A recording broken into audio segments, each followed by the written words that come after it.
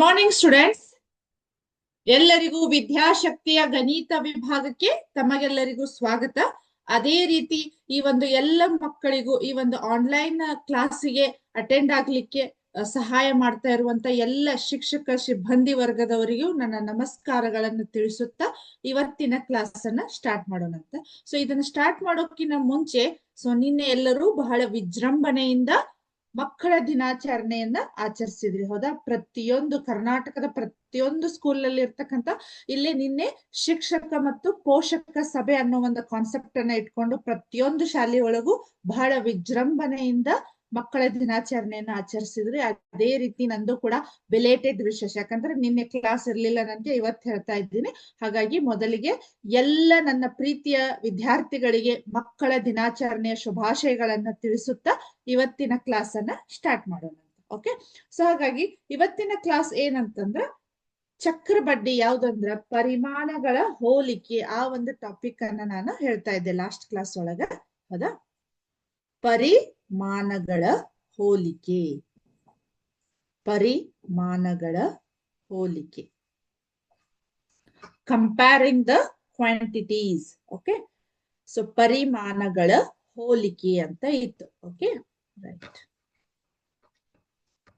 ಪರಿಮಾಣಗಳ ಹೋಲಿಕೆ. ಸೊ ಇದನ್ನ ಹೇಳೋದಕ್ಕಿಂತ ಮುಂಚೆ, ಸೊ ನಿನ್ನೆ ನೀವೇನು ಮಕ್ಕಳ ದಿನಾಚರಣೆಯನ್ನ ಆಚರಿಸಿದ್ರಲ್ಲ, ಅದನ್ನ ಯಾವ ಉದ್ದೇಶದಿಂದ ಆಚರಿಸಿದ್ರೆ ಹೇಳ್ರಿ? ಅಲ್ಲೇ ಅಂದ್ರೆ ಪಂಡಿತ್ ಜವಾಹರ್ಲಾಲ್ ನೆಹರು ಅವರು ಏನ್ ಮಾಡಿದ್ರು, ಇಂದಿನ ಮಕ್ಕಳೇ ನಾಳಿನ ನಾಡಿನ ಪ್ರಜೆಗಳು ಅಂತ ಹೇಳಿ ನಮ್ಗ ಆ ಒಂದು ಉದ್ದೇಶಕ್ಕೆ ಏನ್ ಮಾಡಿದ್ರು, ಅವರ ಬರ್ತಡೆಯನ್ನ ನಾವು ಮಕ್ಕಳ ದಿನಾಚರಣೆಯನ್ನಾಗಿ ಆಚರಿಸ್ತಾ ಇದೀವಿ. ಓಕೆ, ಸೊ ಹಾಗಾದ್ರೆ ಮಕ್ಕಳಂದ್ಮೇಲೆ ನಾವ್ ಏನ್ ಮಾಡ್ಬೇಕು ಇವಾಗ? ಸುಮ್ನೆ ಹಂಗೆ ಬರೋದು, ಕಲಿಯೋದು, ಮಧ್ಯಾಹ್ನ ಊಟ ಮಾಡೋದು, ಮತ್ತೆ ಮನೆಗ್ ಹೋದ್ರ ದೇರ್ ಇಸ್ ನೋ ಯೂಸ್, ಹೌದಾ? ಸೊ ಹಾಗಾಗಿ ನಾವ್ ಏನ್ ಮಾಡ್ಬೇಕು ಅಂದ್ರ ನಾವು ಪ್ರತಿಯೊಬ್ರು ಟೈಮ್ ಮ್ಯಾನೇಜ್ಮೆಂಟ್ ಡೆಡಿಕೇಶನ್ ಆಗಿ ವರ್ಕ್ ಮಾಡ್ಬೇಕು. ಇಲ್ಲ ಅಂತಂದ್ರೆ ನಮ್ಗೆ ಏನಾಗ್ತೈತಿ, ಸುಮ್ನೆ ಹಂಗೆ ಬರೋದು ಹಂಗೆ ಹೋಗೋದು, ಯಾವುದು ಉಪಯೋಗವಿಲ್ಲ. ಹಾಗಾಗಿ ನಮ್ಗೆ ಏನಾಗ್ತೈತಿ, ಒಂದು ಏನೋ ಒಂದು ನಾವು ಮುಂದಿನ ಒಂದು ಒಳ್ಳೆ ಪ್ರಜೆಗಳಾಗಿ ನಿರ್ಮಾಣ ಆಗ್ಬೇಕಾದ್ರ, ಹೌದಾ, ಅಲ್ಲಿ ನಮ್ಮ ಶಿಕ್ಷಕರದ್ದು ಒಂದು ಕೆಲಸ ಇರ್ತೈತಿ, ಅದ್ರ ಜೊತೆಗೆ ಒಂದು 50% ನಿಮ್ದುನು ಇರ್ತೈತಿ. ನಾವ್ ಏನ್ ಹೇಳ್ತೀವಲ್ಲ ಅದನ್ನ ನೀವು ಕರೆಕ್ಟ್ ಆಗಿ ಡೆಡಿಕೇಶನ್ ಆಗಿ ವರ್ಕ್ ಮಾಡಿದ್ರೆ ಆ ಒಂದು ಗುರಿಯನ್ನ ಮುಟ್ಲಿಕ್ಕೆ ಸಾಧ್ಯ ಆಗ್ತೈತಿ. ಓಕೆ, ಸೊ ಹಾಗಾಗಿ ಇವತ್ತಿನ ಕ್ಲಾಸ್ ಅನ್ನ ಸ್ಟಾರ್ಟ್ ಮಾಡೋಣ. ಸೊ ಇವತ್ತು ನಾನು ಸ್ಟಾರ್ಟ್ ಮಾಡ್ತಾ ಇರೋದು ಚಕ್ರ ಬಡ್ಡಿ ಅಂತ ಹೇಳಿ. ಓಕೆ, ಚಕ್ರ ಬಡ್ಡಿ ಅಥವಾ ಕಂಪೌಂಡ್ ಇಂಟ್ರೆಸ್ಟ್ ಅಂತ ಕರಿತೀವಿ. ಚಕ್ರ ಬಡ್ಡಿ, ಚಕ್ರ ಬಡ್ಡಿ. ಓಕೆ, ಸೊ ಚಕ್ರ ಬಡ್ಡಿ ಅಂದ್ರೆ ಏನಿದು, ಹೌದಾ? ಸೊ ನಿಮ್ಮ ಪೇರೆಂಟ್ಸ್, ಹೌದಾ, ನಿಮ್ಮ ತಂದೆ ತಾಯಿಗಳು ನೀವು ಮಾತಾಡೋದನ್ನ ಕೇಳಿರ್ಬಹುದು. ಸೊ ಈಗ ಫಾರ್ ಎಕ್ಸಾಂಪಲ್ ಅವರು ಯಾವ್ದೋ ಒಂದು ಪೋಸ್ಟ್ ಆಫೀಸ್ ಇರ್ಬೋದು, ಅಥವಾ ನಿಮ್ಮ ಸಮೀಪದಲ್ಲಿರ್ತಕ್ಕಂಥ ಒಂದು ಬ್ಯಾಂಕ್ ನಿಂದ ಒಂದು ಇಂತಿಷ್ಟು ಅಮೌಂಟ್ ಅನ್ನ, ಹೌದಾ? ಸೊ ಈಗ ಆಲ್ಮೋಸ್ಟ್ ಇಲ್ಲೇ ಧಾರವಾಡ ಜಿಲ್ಲೆ ಅಂತಂದ್ರೆ ಆಲ್ಮೋಸ್ಟ್ ಹಳ್ಳಿಗಳ ಊರ ಇದಾವು, ಆಮೇಲೆ ಎಲ್ಲ ಎದಕ್ ಯೂಸ್ ಆಗ್ತಿರ್ತಾವ ಹೇಳ್ರಿ? ಅವರು ಒಂದು ಹೊಲಕ್ ಅಂತೇಳಿ ಯೂಸ್ ಮಾಡ್ತಿರ್ತಾರ ಬಿತ್ತನೆ ಟೈಮ್ ಅಲ್ಲಿ, ಹೌದಾ? ಸೊ ಹಾಗಾಗಿ ಒಂದಿಷ್ಟು ಅವ್ರಿಗೆ ಏನೋ ಅಮೌಂಟ್ ಕಡಿಮೆ ಆಗಿತ್ತಪ್ಪ, ಏನೋ ಬಿತ್ತು ಟೈಮ್ ಅಲ್ಲಿ ಇರ್ಬೋದು, ಅಥವಾ ಅವ್ರವ್ರ ಫೈನಾನ್ಷಿಯಲ್ ಕಂಡೀಷನ್ಗೆ ಏನೋ ಕಡಿಮೆ ಬಿತ್ತು ಅಂದ್ರೆ ಅವ್ರು ಹೋಗಿ ಏನ್ ಮಾಡ್ತಾರ, ಬ್ಯಾಂಕಿನಲ್ಲಿ ಒಂದು ಫಾರ್ ಎಕ್ಸಾಂಪಲ್ ಒಂದು 10,000 ತಗೊಂಡ್ರು ಅಂದ್ರ, ಹೌದಾ, ಅದಕ್ಕೆ ಇಯರ್ಲಿ ಒಂದು 5% ಇಂಟ್ರೆಸ್ಟ್ ಅಂತ ಇರ್ತೈತಿ. ಇಂಟ್ರೆಸ್ಟ್ ಅಂದ್ರ ಬಡ್ಡಿ ಸಮೇತ ಅವ್ರ ಏನ್ ಮಾಡಿರ್ತಾರ, ದುಡ್ಡನ್ನ ತಗೊಂಡ್ ಬಂದಿರ್ತಾರ, ಹೌದಾ? ಸೊ ಅದನ್ನ ನಿಮಗ ಈಗ 8th ಸ್ಟ್ಯಾಂಡರ್ಡ್ ಇರೋದ್ರಿಂದ ಅದ್ ಯಾವ್ದಕ್ ದುಡ್ಡು ಕೊಟ್ರು ಅದ್ ಏನ್ ಅನ್ನೋ ಕಲ್ಪನೆ ಅಂತೂ ಇರುದಿಲ್ಲ. ಬಟ್ ಮಾತಾಡೋದನ್ನ ಕೇಳಿರ್ತೀರಿ ನೀವು, ಇಲ್ಲ ಒಂದ್ 5% ನಂಗ ನಾನು ಬಡ್ಡಿ ಹಂಗ ರೊಕ್ಕ ತಗೊಂಡ್ ಬಂದೆ, ಹೌದಾ, ನಂಗ ಈಗ ಹೊಲಕ್ ಬಿತ್ತನೆಗ್ ಬೇಕಾಗಿತ್ತು, ಅಥವಾ ನನ್ಗೇನೋ ಒಂದು ವ್ಯಾವಹಾರಿಕವಾಗಿ ಕೆಲ್ಸಕ್ ಬೇಕಾಗಿತ್ತು ಅಂತ ಹೇಳಿ ನಿಮ್ಮ ತಂದೆ ಅಥವಾ ತಾಯಿ ಮಾತಾಡೋದನ್ನ ನೀವು ಕೇಳಿರ್ಬೋದು. ಅಂದ್ರ ಅದ್ರ ಅರ್ಥ ಏನಂದ್ರ ಅಲ್ಲಿ ಏನಾಗಿರ್ತೈತಿ, 10,000 ರೂಪಾಯಿಯನ್ನ ಅವ್ರು ಇಸ್ಕೊಂಡಿರ್ತಾರೋ, ಇಲ್ಲಿ 5% ಅಂದ್ರೆ ಏನು, 105 ರೂಪಾಯಿಯನ್ನ ಒಂದು ವರ್ಷಕ್ಕ ಈ 10,000ಕ್ಕೆ ಅವ್ರು ಕೂಡಿಸಿ ಎಕ್ಸ್ಟ್ರಾ ಅಮೌಂಟ್ ಅನ್ನ ಬ್ಯಾಂಕಿಗೆ ಕಟ್ಟಬೇಕು. ಯಾಕಂದ್ರೆ ಹಂಗೆ ಯಾರಾದ್ರೂ ನಮಗ್ ದುಡ್ಡು ಕೊಡ್ತಾರೇನು? ಇಲ್ಲ, ಹೌದಾ? ಸೊ ಅದಕ್ಕಾಗಿ ಅವ್ರಿಗೆ ಒಂದು ಲಾಭ ಇರ್ಬೇಕಲ್ಲ, ಹಾಗಾಗಿ ಅವ್ರು ಏನ್ ಮಾಡ್ತಿರ್ತಾರೋ 105 ರೂಪಾಯಿದಂತೆ 10,000ಕ್ಕೆ ಎಷ್ಟ್ ಆಗ್ತೈತಿ, ಫಾರ್ ಎಕ್ಸಾಂಪಲ್ ಒಂದ್ 500 ರೂಪಾಯಿ ಆತಂತ ತಿಳ್ಕೊರಿ. ಈಗ ಅವ್ರ ಕಡೆ ಇಸ್ಕೊಂಡ್ ಬಂದಿದ್ ನಾವು 10,000 ಇಸ್ಕೊಂಡ್ ಬಂದಿದ್ವಿ, ರೈಟ್?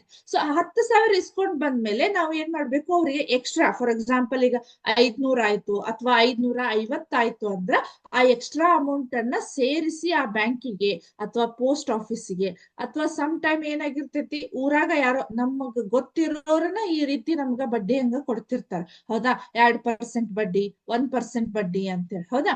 ಸೊ ನಾವ್ ಏನ್ ಮಾಡ್ಬೇಕು, ಈಗ ಅದನ್ನ ಕರೆಕ್ಟ್ ಆ ಒಂದು ವರ್ಷ, ಹೌದಾ? ಈಗ ಬ್ಯಾಂಕಿಗೆ 1 ವರ್ಷಕ್ಕೆ ಇಷ್ಟಂತ ಇರ್ತೈತಿ, ಅದನ್ನ ಕರೆಕ್ಟ್ ನಾವು 1 ವರ್ಷನ ಆ ದುಡ್ಡನ್ನ ಯೂಸ್ ಮಾಡ್ಕೊಂಡು ಕರೆಕ್ಟ್ 1 ವರ್ಷಕ್ಕೆ ಕಟ್ಟಿದ್ರ ನಾರ್ಮಲ್ ಬಡ್ಡಿ ಇರ್ತೈತಿ, ಕರೆಕ್ಟಾ? ಅದೇ ನೀವು ಅದನ್ನ ನಿಮ್ಗೆ ಸಮ್ ಟೈಮ್ ಏನೋ ಫೈನಾನ್ಷಿಯಲ್ ಪ್ರಾಬ್ಲಮ್ ಆಗಿ ಆ ದುಡ್ಡನ್ನ ಅಲ್ಲಿ ಕಟ್ಲಿಕ್ ಆಗ್ಲಿಲ್ಲ, ಹೌದಾ? ಅವಾಗ ಅವ್ರ ಏನ್ ಮಾಡ್ತಾರ, ಡಬಲ್ ಅದನ್ನ ಏನ್ ಮಾಡ್ತಾರೋ, ಈ ಅಮೌಂಟಿಗೆ ಮತ್ತ ಅಮೌಂಟಿಗೆ ನಮ್ಗೆ ಏನ್ ಮಾಡ್ತಿರ್ತಾರೋ ಬಡ್ಡಿಯನ್ನ ಕಟ್ತಿರ್ತಾರೋ. ನಾರ್ಮಲ್ ಬಡ್ಡಿ ಬೇರೆ, ಚಕ್ರ ಬಡ್ಡಿ ಅಂದ್ರ ಇನ್ ಕೇಸ್ ನಾವು ಆ ಕರೆಕ್ಟ್ ಸರಿಯಾದ ಟೈಮಿಗೆ ನಾವು ಆ ಅಮೌಂಟ್ ಅನ್ನ ಕಟ್ಲಿಕ್ ಆಗ್ಲಿಲ್ಲ ಅಂತಂದ್ರ, ಹೌದಾ? ಫಾರ್ ಎಕ್ಸಾಂಪಲ್ ನಾವ್ ಇಸ್ಕೊಂಡದ್ 10,000 ಪ್ಲಸ್ ಇದೊಂದ್ 500 ಅಂತಂದ್ರ ಅವಾಗ 10,500ಕ್ಕೆ ಮತ್ತೆ ನಾವು ಬಡ್ಡಿ ಕಟ್ಬೇಕು. ಇನ್ ಕೇಸ್ ಆ ವರ್ಷನು ಕಟ್ಟಕ್ ಆಗ್ಲಿಲ್ಲ, ನೆಕ್ಸ್ಟ್ 11,000ಕ್ಕೆ ಕಟ್ಬೇಕು. ಅಂದ್ರೆ ಅದಕ್ಕೆ ಚಕ್ರ ಬಡ್ಡಿ ಡಬಲ್ ಡಬಲ್ ಡಬಲ್ ಆಗ್ತಾ ಹೋಗ್ತಿರ್ತದೆ. ನಾವ್ ಇಸ್ಕೊಂಡಿದ್ದು 10,000ಕ್ಕ ಇನ್ ಕೇಸ್ ನಾವ್ ಆ 1 ವರ್ಷದ ಅವಧಿಯಲ್ಲಿ ನಮಗ ಅದನ್ನ ಸರಿಯಾದ ಪ್ರಮಾಣದಲ್ಲಿ ಬಡ್ಡಿಯನ್ನ ಕಟ್ಟಕ್ ಆಗ್ಲಿಲ್ಲ ಅಂತಂದ್ರೆ ನಾವ್ ಏನ್ ಮಾಡ್ಬೇಕು, ಚಕ್ರ ಬಡ್ಡಿಯನ್ನ ಕಟ್ಬೇಕಾಗ್ತೈತಿ. ಸಮ್ ಟೈಮ್ ನೀವು ಸ್ವಲ್ಪ ಮಾತಾಡೋದನ್ನ ಕೇಳಿರ್ಬೋದು, ಇಲ್ಲ ನಾನು ಬ್ಯಾಂಕ್ ಒಳಗ್ ತಗೊಂಡ್ ಬಂದಿದ್ದೆ, ಅದೀಗ ಸರಳ ಬಡ್ಡಿ ಹೋಗಿ ಚಕ್ರ ಬಡ್ಡಿ ಆಗಿದೆ ಅಂದ್ರ, ಚಕ್ರ ಬಡ್ಡಿ ಅಂದ್ರ ಡಬಲ್ ಡಬಲ್ ಅಮೌಂಟ್ ಅನ್ನ ಕಟ್ಬೇಕಾಗ್ತೈತಿ, ಹೌದಾ? ಹಾಗಾಗಿ ಮತ್ತೆ ಸಮ್ ಟೈಮ್ ಏನ್ ಮಾಡ್ಲಿಕ್ಕೆ ಆಗುದಿಲ್ಲ, ಯಾಕಂದ್ರ ಎಲ್ಲರೂ ರೈತರು ಇರೋದ್ರಿಂದ ಗೊತ್ತಿರ್ಬೋದು, ಸಮ್ ಟೈಮ್ ಬೆಳೆಗಳು ಬರ್ತೈತಿ ಬರುದಿಲ್ಲ, ಹಾಗಾಗಿ ಫೈನಾನ್ಷಿಯಲ್ ಪ್ರಾಬ್ಲಮ್ ಆಗಿ ಅವ್ರು ಏನ್ ಮಾಡ್ಬೋದು, ಚಕ್ರ ಬಡ್ಡಿಯನ್ನ ಕಟ್ಲಿಕ್ಕೆ ಆಗದೆ ಇರ್ಬಹುದು, ಹೌದಾ? ಬಡ್ಡಿಯನ್ನ ಕಟ್ಲಿಕ್ಕೆ ಆಗದೆ ಇರ್ಬೋದು. ಅವಾಗ ಅನಿವಾರ್ಯವಾಗಿ ಚಕ್ರ ಬಡ್ಡಿ ಮತ್ತೆ ಅದೇ ರೀತಿ ಅದನ್ನೆಲ್ಲ ತೀರ್ಸೋದ್ರಾಗ ಅವ್ರ ಜೀವನನ ಅದ್ಲೇ ಮುಗಿದು ಹೋಗಿರ್ತಿತ್ತು, ಹೌದಾ? ಸೊ ಇದು ಒಂದು ಚಕ್ರ ಬಡ್ಡಿ ಅಂದ್ರೆ ಇದು ಅಂದ್ರೆ ಕಂಪೌಂಡ್ ಇಂಟ್ರೆಸ್ಟ್ ಅಂತ ಹೇಳಿ, ಹೌದಾ? ಸೊ ಅಲ್ಲಿ ಬ್ಯಾಂಕ್ ಅಥವಾ ಅಂಚೆ ಕಚೇರಿಗಳಂತಹ ಸಂಸ್ಥೆಗಳು ತಮ್ಮಲ್ಲಿ ಠೇವಣಿ ಆಗಿರಿಸಿದ ಹಣಕ್ಕೆ ಪಾವತಿಸುವ ಹೆಚ್ಚುವರಿ ಹಣವನ್ನ, ಹೌದಾ? ನಾ ಏನ್ ಹೇಳಿದಲ್ಲ ಈ ಇಂಟ್ರೊಡಕ್ಷನ್ ಪಾರ್ಟ್ ಅಲ್ಲಿ, ಆ ಹೆಚ್ಚುವರಿ ಹಣವನ್ನು ಸಾಲವಾಗಿ ಹಣವನ್ನು ತೆಗೆದುಕೊಂಡಾಗಲೂ ಸಹ ಜನರು ಬಡ್ಡಿಯನ್ನು ಪಾವತಿಸಬೇಕಾಗುತ್ತದೆ, ಹೌದಾ? ಸೊ ಹಾಗಾಗಿ ಈ ಒಂದು ಚಕ್ರ ಬಡ್ಡಿ. ಬಟ್ ಇದಕ್ಕಿಂತ ಮುಂಚೆ ನಾವು ಒಂದು ಸರಳ ಬಡ್ಡಿ ಅಂತ ಕಲ್ತೇವೆ, ಹೌದಾ? ಸರಳ ಬಡ್ಡಿ ಅಂತ ಹೇಳಿ ನೀವು ಆಲ್ರೆಡಿ 6th 7th ಒಳಗ್ ಕಲ್ತೀರಿ. ಅದು ಸರಳ ಬಡ್ಡಿ ಅಂದ್ರೆ ನಾರ್ಮಲ್ ಬಡ್ಡಿ ಇದೆ, ಹೌದಾ? ಸರಳ ಬಡ್ಡಿ, ಸರಳ ಬಡ್ಡಿ ಅಂತ ಇದೆ, ಹೌದಾ? ಸರಳ ಬಡ್ಡಿ. ಸೊ ಸರಳ ಬಡ್ಡಿ ಅಂತಂದ್ರೆ ಏನಾಗತ್ತ, ಇದು ನಾರ್ಮಲ್ ಈಗ ಏನಾಗಿದೆ ಇಲ್ಲಿದೆ ನೋಡ್ರಿ, 10,000 ಅಮೌಂಟ್ ಅನ್ನ ಇಸ್ಕೊಂಡಿದ್ದಾರು, ಹೌದಾ? ಆಮೇಲೆ 15% ವಾರ್ಷಿಕ ಬಡ್ಡಿ, 1 ವರ್ಷಕ್ಕೆ ಈ 15% ಏನು, 100 ರೂಪಾಯಿಗೆ 15 ರೂಪಾಯಿ ಇಸ್ಕೋಬೇಕು. ಅಂದ್ರ ಈಗ ಫಾರ್ ಎಕ್ಸಾಂಪಲ್ ಈಗ ಅವ್ರು ನಿಮಗ 100 ರೂಪಾಯಿ ಕೊಟ್ಟಿದ್ರು 1 ವರ್ಷ ಬಳಸ್ಲಿಕ್ಕೆ, ಈ 15% ಅಂದ್ರೆ ನೀವು 1 ವರ್ಷ ಆದ್ಮೇಲೆ ಪ್ಲಸ್ ಅದಕ್ಕೆ 15 ರೂಪಾಯಿ ಸೇರಿಸಿ 115 ರೂಪಾಯಿಯನ್ನ ಅವರಿಗೆ ಕೊಡ್ಬೇಕು. ಇದು ಒಂದು ಸರಳ ಬಡ್ಡಿ. ಈಗ ಕ್ಲಿಯರ್ ಆಗಿರ್ಬೋದು ಅನ್ಕೋತೀನಿ ನಾನು, ಹೌದಾ? ಸೊ ಈಗ ಏನಾಯ್ತು, ಫಾರ್ ಎಕ್ಸಾಂಪಲ್ ನೀವು ಅವ್ರ ಕಡೆ 100 ರೂಪಾಯಿ ಇಸ್ಕೊಂಡಿದ್ರಿ, ಅದು 15% ಇದೆ ಅಂದ್ರ ಈಗ ಏನಾಯ್ತು, 15 ಅಂತಂದ್ರೆ ಎಷ್ಟಾಯ್ತು, 115 ರೂಪಾಯಿಯನ್ನ ಅವ್ರಿಗೆ ಏನ್ ಮಾಡ್ಬೇಕು, ಎಕ್ಸ್ಟ್ರಾ ಅಮೌಂಟ್ ಅನ್ನ ಕಟ್ಬೇಕು. ಅದೇ ರೀತಿ 10,000ಕ್ಕೆ ನಮ್ಗೆ ಎಷ್ಟ್ ಆಗ್ತೈತಿ ಅನ್ನೋದನ್ನ ಇವಾಗ ಲೆಕ್ಕಾಚಾರ ಮಾಡೋಣ, ಓಕೆ?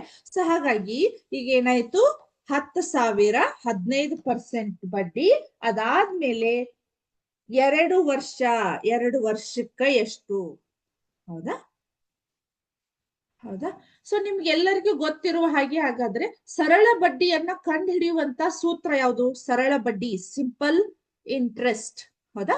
ಸರಳ ಬಡ್ಡಿಯನ್ನ ಕಂಡು ಹಿಡಿಯುವಂತ ಸೂತ್ರ PTR upon 100. ಓಕೆ, ಸೊ ಇದು ಏನಾಗತ್ತೆ ನಮಗ, ಸರಳ ಬಡ್ಡಿಯನ್ನ ಕಂಡು ಹಿಡಿಯುವಂತ ಒಂದು ಸೂತ್ರ ಇದೆ, ಓಕೆ? ಸೊ ಹಾಗಾಗಿ ಇದನ್ನ 1 by 1 ಲೆಕ್ಕ ಹಾಕೋಣ. ಸೊ ಪಿ ಅಂದ್ರೆ ಏನಾಗತ್ತೆ ನಮ್ಗ, ಇಲ್ಲಿ ಅಸಲು ಬೆಲೆ ಅಂದ್ರೆ ನಾವು ಅಲ್ಲಿ ಇಸ್ಕೊಂಡಿರುವಂತಹ ಬೆಲೆ ಎಷ್ಟಾಗತ್ತ, 10,000, ಹೌದಾ? ಪಿ ಅಂದ್ರ.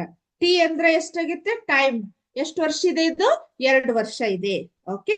ನೆಕ್ಸ್ಟ್ ಇಲ್ಲಿ ಎಷ್ಟಿದೆ, ಇಲ್ಲಿ 15 ಇದೆ, ಓಕೆ? 15. ಈ ಪರ್ಸೆಂಟ್ ನಮ್ಗೆ ಏನಾಗಿರ್ತೈತಿ, ಇಲ್ಲಿ 100 ಅಂತ ಆಗಿರ್ತೇವೆ, 100 ಅಂತ ಬರ್ಕೊಂಡಿರ್ತೇವೆ. ಸೊ 100 ಅಂತ ಬರ್ಕೊಂಡೆ, ಓಕೆ? ಸೊ ಎಷ್ಟಾಯ್ತು ಹಾಗಾದ್ರೆ, 10 ಈ 0 ಕ್ಯಾನ್ಸಲ್ ಆಯ್ತು, ಈ 0 ಕ್ಯಾನ್ಸಲ್ ಆಯ್ತು, ಎಷ್ಟಾಯ್ತು, 15 2 30, ಇದೊಂದು ಎಷ್ಟಾಯ್ತು ಇಸ್ ಈಕ್ವಲ್ ಟು 3,000 ರೂಪಾಯಿ ಆಯ್ತು. 3,000 ರೂಪಾಯಿ ಆಯ್ತು.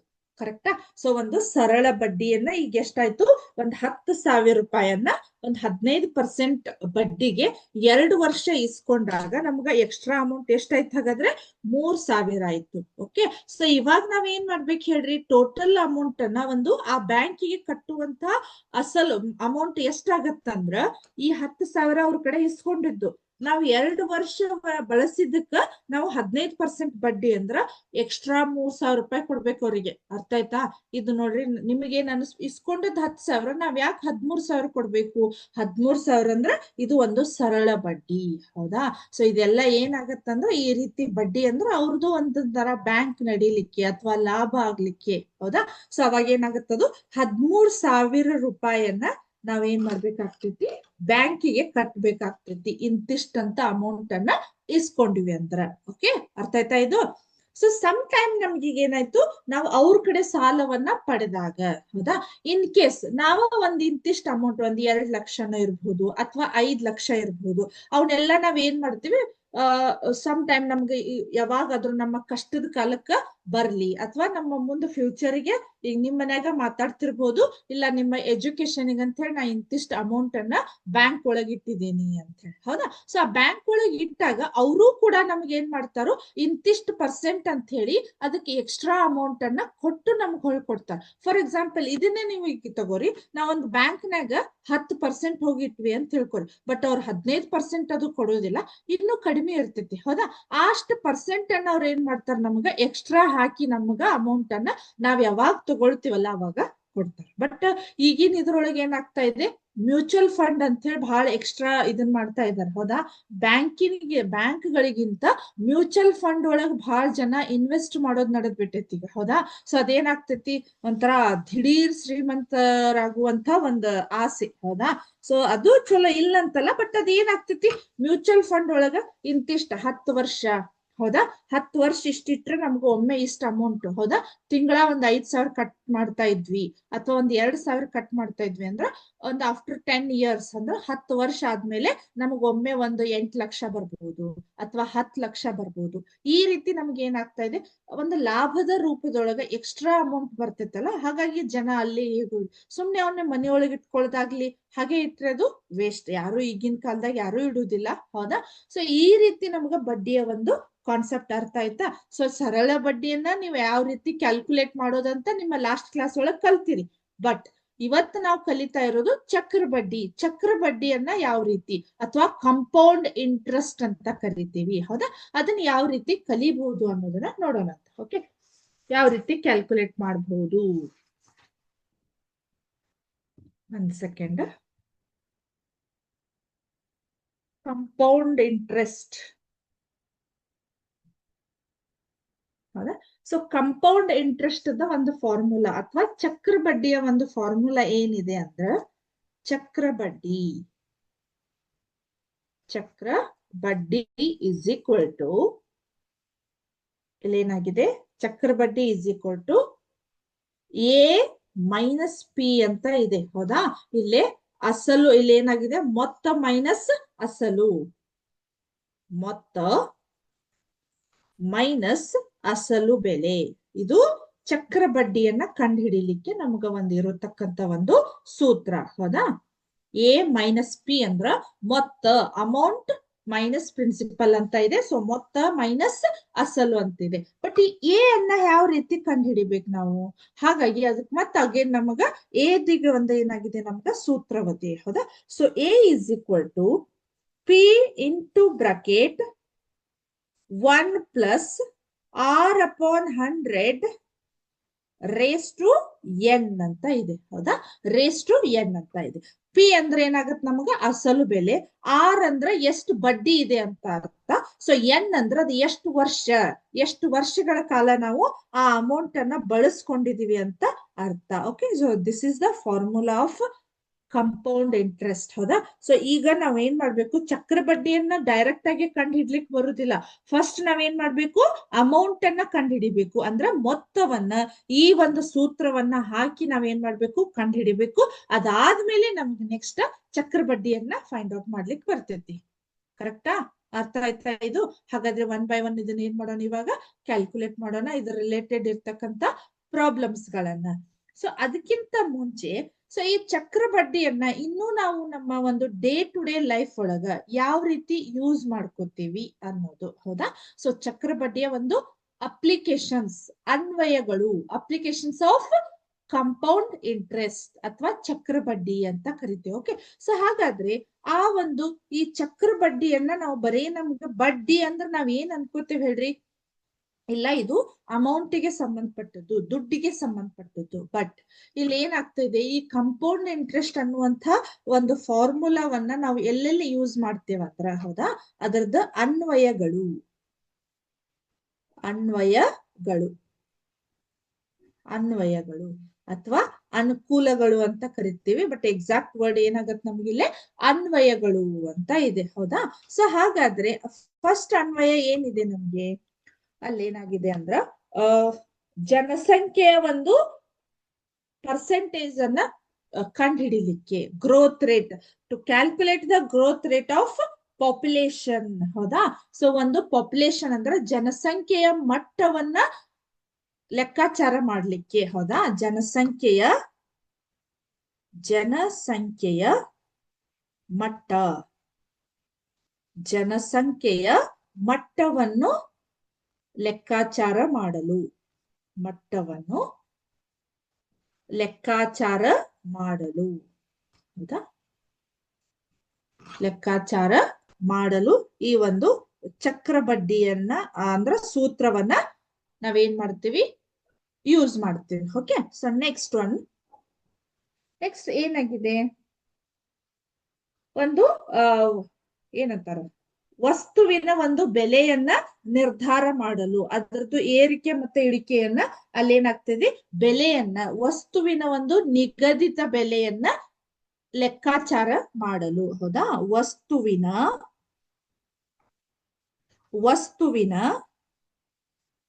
ಒಂದು ನಿಗದಿತ ಬೆಲೆಯ ಲೆಕ್ಕಾಚಾರ ಮಾಡಲು, ಬೆಲೆಯ ಲೆಕ್ಕಾಚಾರ ಮಾಡಲು. ಓಕೆ, ಸೊ ಲೆಕ್ಕಾಚಾರ ಮಾಡಲು ಇವಿಷ್ಟು ನಮಗೇನಾಗ್ತಾವು, ಅನ್ವಯಗಳಾಗ್ತಾವು. ಯಾವ್ದ್ರದ್ದು ಹೇಳ್ರಿ? ಚಕ್ರ ಬಡ್ಡಿಯ ಅನ್ವಯಗಳು ನಮ್ಮ ಒಂದು ಡೇ ಟು ಡೇ ಲೈಫ್ ಒಳಗ. ಸೊ ನಾವ್ ಏನೋ ಒಂದು ಕಲಿತಾ ಇದೀವಿ ಅಂದ್ರೆ ನಾವು ಅದಕ್ಕೆ ಫಸ್ಟ್ ನಾವು ಪ್ರಿಫರೆನ್ಸ್ ಎಲ್ಲಿ ಇರ್ಬೇಕು, ಇದು ನಮ್ಮ ದಿನನಿತ್ಯ ಜೀವನದಲ್ಲಿ ಎಲ್ಲಿ ಯೂಸ್ ಆಗ್ತೈತಿ. ಹೌದಾ? ಸೊ ನಾ ಬಹಳ ಮಕ್ಕಳಿಗೆ ಯಾವಾಗಿದ್ರು ಹೇಳ್ತಾ ಇರ್ತೇನೆ, ಒಂದು ಪ್ರಶ್ನೆಗಳನ್ನ ಕೇಳುವಂತ ಕೌಶಲ್ಯಗಳನ್ನ ಬೆಳೆಸ್ಕೋರಿ ಅಂತ ಹೇಳಿ. ಸುಮ್ನೆ ಹಂಗೆ ಟೀಚರ್ ಹೇಳಿದ್ದಕ್ ಹಂಗೆ ತಲೆ ದುಗ್ಸೋದೆ. ಹೌದಾ? ಈ ಗೋನ ಏನಂತಾರ, ಅದಕ್ಕೆ ಎತ್ತು ಗೋನ್ ಹಾಕೋದೇ ಆಗ್ಬಾರ್ದು. ಹೌದಾ? ಸೊ ಅಲ್ಲಿ ಏನ್ ಮಾಡ್ಬೇಕು, ಏನೋ ಒಂದು ಟೀಚರ್ ಹೇಳಿದ್ರು ಅಂದ್ರೆ ಅದಕ್ಕೆ ನೀವು ಕ್ರಿಯೇಟಿವಿಟಿ ಆಗಿ ಕ್ವಶನ್ಸ್ ಗಳನ್ನ ಕೇಳಲಿಕ್ಕೆ ನೀವೇನ್ ಮಾಡ್ಬೇಕು, ಸ್ಟಾರ್ಟ್ ಮಾಡ್ಬೇಕು. ಅಂದಾಗ ನಿಮ್ಮ ಮೈಂಡ್ ಕೂಡ ವರ್ಕ್ ಆಗ್ತೈತಿ, ಆಮೇಲೆ ನಿಮ್ಮ ಕ್ರಿಯೇಟಿವಿಟಿಗೆ ಕೆಲಸ ಕೊಟ್ಟಂಗ ಆಗ್ತೈತಿ. ಸುಮ್ಮನೆ ಹಂಗೆ ಹೇಳಿದ್ರು ಬೋರ್ಡ್ ಮೇಲೆ ಇದ್ದದನ್ನ ಬುಕ್ ಒಳಗ್ ಬರೆಯೋದೇ ಹಂಗೆ ತಲೆ ತೆಳಗ್ ಮಾಡ್ಕೊಂಡು ಇದು ಲಕ್ಷಣ ಅಲ್ಲ. ನೀವು ಫಸ್ಟ್ ಏನ್ ಮಾಡ್ಬೇಕು, ಈಗ ನೀವು ಚಕ್ರ ಬಡ್ಡಿಯನ್ನು ಮೇಡಮ್ ಇದನ್ನ ಕಲಿಸ್ತಾ ಇದ್ದೀರಿ, ಇದು ನಮ್ಮ ಜೀವನದೊಳಗೆ ನಾವ್ ಯಾವ ರೀತಿ ನಮಗೆ ಯೂಸ್ ಆಗ್ತೈತಿ. ಹೌದಾ? ಈಗ ಚಕ್ರ ಬಡ್ಡಿ ನಮ್ಗೆ ಏನಾಗ್ತೈತಿ, ಆಲ್ಮೋಸ್ಟ್ ಆ ಹೆಸರನ್ನ ಕೇಳಿದ್ರೆ ಇಲ್ಲ ನಮ್ಮ ದಿನನಿತ್ಯ ಜೀವನದಲ್ಲಿ ಒಂದು ಅಮೌಂಟ್ ಅನ್ನ ಕ್ಯಾಲ್ಕುಲೇಟ್ ಮಾಡ್ಲಿಕ್ಕೆ ಯೂಸ್ ಆಗ್ತೈತಿ ಅನ್ನೋದು ನಿಮಗ್ ಗೊತ್ತಿದೆ. ಬಟ್ ಇದನ್ನು ಬಿಟ್ಟನು ಸಮ್ ಟೈಮ್ ನೀವು ಕೇಳ್ಬೇಕು, ಎಲ್ಲಿ ಏನಾಗ್ತಿರ್ತೈತಿ. ಅಥವಾ ನಾವು ಅದೇ ರೀತಿ ಇದ್ದಂತ ನಮ್ಮ ಡೇ ಟು ಡೇ ಲೈಫ್ ಒಳಗ ನೋಡಿದ್ದೀವಿ ಅಂದ್ರ ಮ್ಯಾಮ್ ಇದು ಹಿಂಗಿತ್ತು ಅಂತ ನೀವು ಕ್ವಶನ್ ಕೇಳುವಂತಹ ಒಂದು ಪ್ರವೃತ್ತಿಯನ್ನ ಬೆಳೆಸ್ಕೊಳ್ಳಿ. ಓಕೆ, ಅಂದ್ರೆ ನಿಮಗೆ ಇನ್ನೂ ನಿಮ್ಮ ಒಂದು ತಲೆಗೆ ವರ್ಕ್ ಆಗ್ತೈತಿ, ಅಂದ ಮೇಲೆ ಇನ್ನು ಸ್ಕಿಲ್ ಡೆವಲಪ್ಮೆಂಟ್ ಆಗ್ಲಿಕ್ಕೆ ನಿಮ್ಗೆ ಏನಾಗ್ತೈತಿ, ಯೂಸ್ ಆಗ್ತೈತಿ. ಓಕೆ, ಸೊ ಇವೆರಡು ಏನಾದ್ರು ಹಾಗಾದ್ರೆ ನಿಮ್ಮ ಚಕ್ರ ಬಡ್ಡಿಯ ಅನ್ವಯಗಳು. ಓಕೆ, ಸೊ ಇನ್ನ ಲಾಸ್ಟ್ ಈ ಒಂದು ಪರಿಮಾಣಗಳ ಹೋಲಿಕೆ ಒಂದು ಲಾಸ್ಟ್ ಟಾಪಿಕ್. ಆಮೇಲೆ ಲಾಸ್ಟ್ ನಮ್ಗೆ ಏನಾಗ್ತೈತಿ, ಒಂದು ಎಕ್ಸಸೈಸ್ ಅಭ್ಯಾಸವನ್ನ ನಾನು ಬಿಡಿಸ್ತಾ ಇದ್ದೀನಿ. ಆ ಅಭ್ಯಾಸವನ್ನ ಬಿಡಿಸಿದ್ರೆ ಈ ಒಂದು ಪರಿಮಾಣಗಳ ಹೋಲಿಕೆ ಅನ್ನುವ ಒಂದು ಟಾಪಿಕ್ ಪೂರ್ತಿ ಕಂಪ್ಲೀಟ್ ಆಗ್ತೈತಿ ನಮ್ಗೆ. ಓಕೆ, ಸೊ ಅದ್ರ ನೆಕ್ಸ್ಟ್ ನಾವು ಮತ್ತೊಂದು ಚಾಪ್ಟರ್ಗೆ ಹೋಗೋಣ. ಯಾಕಂದ್ರೆ ನಾನು ಇವತ್ತು MCQ ಟೆಸ್ಟ್ ಅನ್ನ ತಗೊಳುದಿಲ್ಲ. ಯಾಕಂದ್ರ ಆಲ್ರೆಡಿ ಇದ್ರ ಮೇಲೆ ನಾನು ತಗೊಂಡ್ ಬಿಟ್ಟಿದ್ದೇನೆ ಇವಾಗ. ಸೊ ಇದ್ರ ನೆಕ್ಸ್ಟ್ ನಾವು ಆ ಪಾಠವನ್ನ ಏನ್ ಹೇಳ್ತೀವಲ್ಲ ಅವಾಗ ತಗೊಳ್ತೇನೆ. ಓಕೆ, ಸೊ ಹಾಗಾದ್ರೆ ಅಭ್ಯಾಸ ಏನಿದೆ ನೋಡೋಣ. 7.3 ಅಂತ ಇದೆ, ಹೌದಾ? 7.3 ಇದೆ. ಸೊ ಏನಂತ ನೋಡೋಣ. ಕ್ವಶನ್ ಏನಿದೆ ಒಂದ್ಸಲ ನೋಡ್ತೀನಿ ತಡ್ರಿ. ಓಕೆ, ಒಂದು ಸ್ಥಳದ ಜನಸಂಖ್ಯೆಯು 2003ರಲ್ಲಿ ವಾರ್ಷಿಕ 5% ದರದಲ್ಲಿ 54,000ಕ್ಕೆ ಏರಿದೆ. ಕ್ವಶನ್ ನಂಬರ್ 1, 2001ರಲ್ಲಿ ಜನಸಂಖ್ಯೆಯನ್ನ ಕಂಡುಹಿಡಿಯಿರಿ. 2005ರಲ್ಲಿ ಅದರ ಜನಸಂಖ್ಯೆಯು ಎಷ್ಟಾಗಬಹುದು ಅಂತ ಇದೆ. ಓಕೆ, ಸೊ ಹಾಗಾದ್ರೆ ನಾನು ಏನ್ ಮಾಡ್ತಾ ಇದ್ದೀನಿ, ಅದ್ರೊಳಗ ಫಸ್ಟ್ ಕ್ವಶನ್ ಒಳಗ ನಾನು ಸೆಕೆಂಡ್ ಒನ್ ಅನ್ನ ಬಿಡಿಸ್ತಾ ಇದ್ದೀನಿ, ಫಸ್ಟ್ ಒನ್ ಅನ್ನ ಸಾಲ್ವ್ ಮಾಡ್ತಾ ಇಲ್ಲ. ಓಕೆ, ಸೊ ಅಲ್ಲ ಏನಾಗಿದೆ, 2005ರಲ್ಲಿ ಅದರ ಜನಸಂಖ್ಯೆಯು ಎಷ್ಟಾಗಬಹುದು, ಹೌದಾ? ಸೊ ಅವಾಗ ಏನ್ ಮಾಡ್ತಿದೀವಿ ನಾವು, ಇಲ್ಲಿ ಜನಸಂಖ್ಯೆ 2005ರಲ್ಲಿ ಜನಸಂಖ್ಯೆ ಇಸ್ ಈಕ್ವಲ್ ಟು 2005ರಲ್ಲಿ ಜನಸಂಖ್ಯೆ ಇಸ್ ಈಕ್ವಲ್ ಟು ಏನಿದೆ ಇಲ್ಲಿ ನಮ್ಗೆ, P of 1 plus R upon 100 raised to N.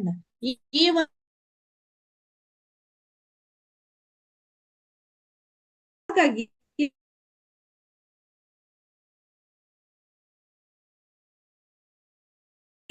54,000 ಇದೆ. ಓಕೆ, 1, 2, 3. ಅದರ ನೆಕ್ಸ್ಟ್ 1 ಪ್ಲಸ್ ಆರ್ ಅಂದ್ರೆ ಎಷ್ಟಿದೆ, ಅದು ವಾರ್ಷಿಕ 5% ನಲ್ಲಿ ಅದು ಏರಿಕೆ ಆಗ್ತಾ ಇದೆ. 5% ನಷ್ಟು ಏರಿಕೆ ಆಗ್ತಾ ಇದೆ. ಓಕೆ, ನೆಕ್ಸ್ಟ್ ಇಲ್ಲಿ ಏನಾಗ್ತಿದೆ, 100. ಬಟ್ ಅಲ್ಲಿ 2001ರಲ್ಲಿ ಇದ್ದಂತ ಜನಸಂಖ್ಯೆ ಇದು ಎಷ್ಟು, 2003ರಲ್ಲಿ ಇದ್ದಂತ ಜನಸಂಖ್ಯೆ 2005 ಅಂದ್ರೆ ನಾನು ಇಲ್ಲಿ ಏನ್ ಮಾಡ್ಬೇಕು, 2 ವರ್ಷ ಆಗಿರೋದ್ರಿಂದ ಇಲ್ಲಿ 2 ಬರೀತೇನೆ. ಓಕೆ, ಸೊ ಅವಾಗ ಈಗ ಎಷ್ಟಾಯ್ತು, 54,000, ಹೌದಾ?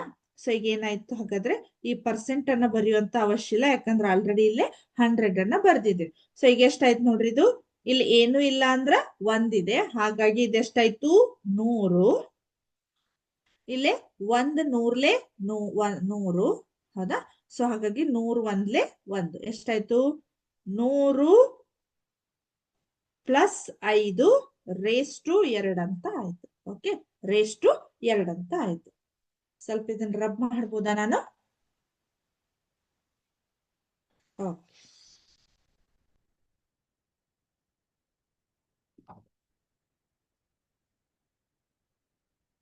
ಸೊ ಏನಾಯ್ತಿದು,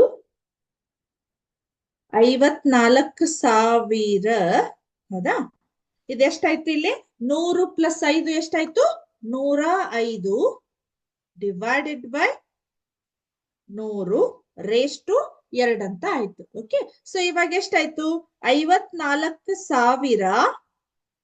ಈಗ ಈ 105 ರೇಸ್ ಟು 2 ಅಂದ್ರೆ 2 ಸಲ ಮಲ್ಟಿಪ್ಲೈ ಆಗಿದೆ ಅಂತ ಅರ್ಥ. ಓಕೆ, ಸೊ ಆಗ ನಾನು ಏನ್ ಮಾಡ್ತೇನೆ ಹೇಳ್ರಿ, 105 ಅಪಾನ್ 100 ಇಂಟು 105 ಅಪಾನ್ 100 ಅಂತ ಆಯ್ತು.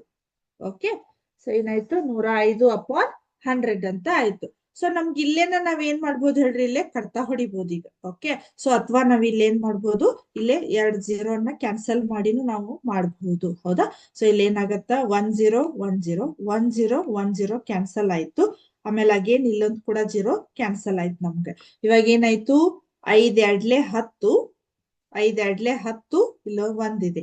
ಓಕೆ, ಸೊ ನೆಕ್ಸ್ಟ್ 2 1 2 2 2 7 ಎಷ್ಟು ಉಳಿತು ನಮ್ಗಿಲ್ಲೇ, 27 105 21 ಅಂತ ಉಳಿದಿದೆ. ಓಕೆ, ಸೊ ಇದನ್ನೆಲ್ಲವನ್ನ ಕ್ಯಾಲ್ಕುಲೇಟ್ ಮಾಡಿದಾಗ ನಮಗ ಆನ್ಸರ್ ಎಷ್ಟು ಬರ್ತೈತಂದ್ರ 59,535. ಓಕೆ, ಈ ಎಲ್ಲವನ್ನ ಇಂಟು ಮಾಡಿದ್ರ 27 ಇಂಟು 105 ಇಲ್ಲ ಎಷ್ಟಿದೆ, 21 ಇದೆ. ಸೊ ಹಾಗಾಗಿ ಎಷ್ಟು ಬರ್ತೈತಿ?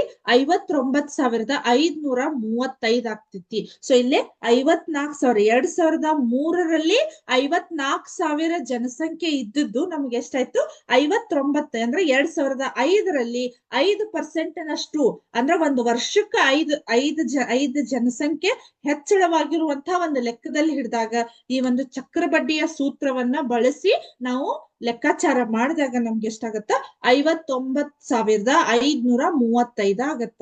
ಓಕೆ, ಸೊ ದೇರ್ ಫೋರ್ ಹೌದಾ, 2005ರಲ್ಲಿ ಜನಸಂಖ್ಯೆಯು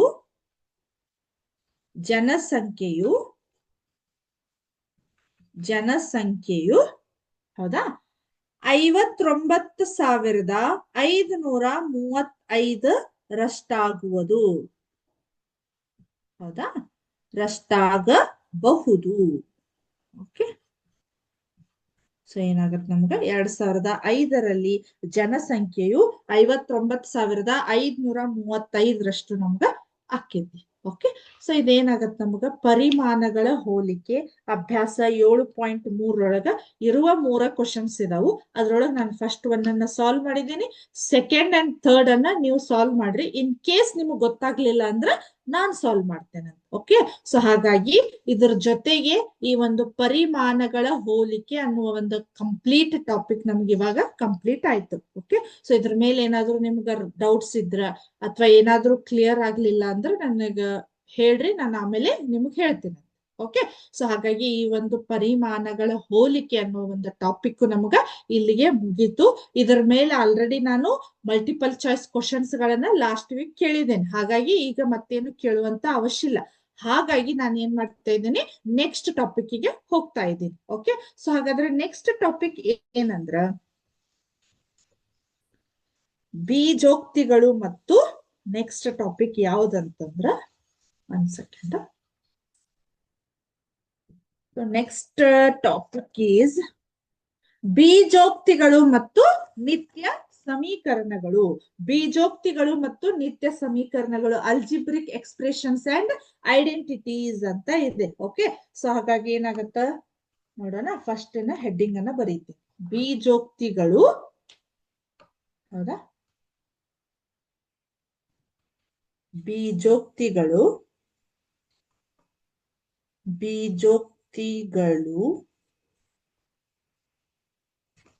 ಮತ್ತು ನಿತ್ಯ ಸಮೀಕರಣಗಳು.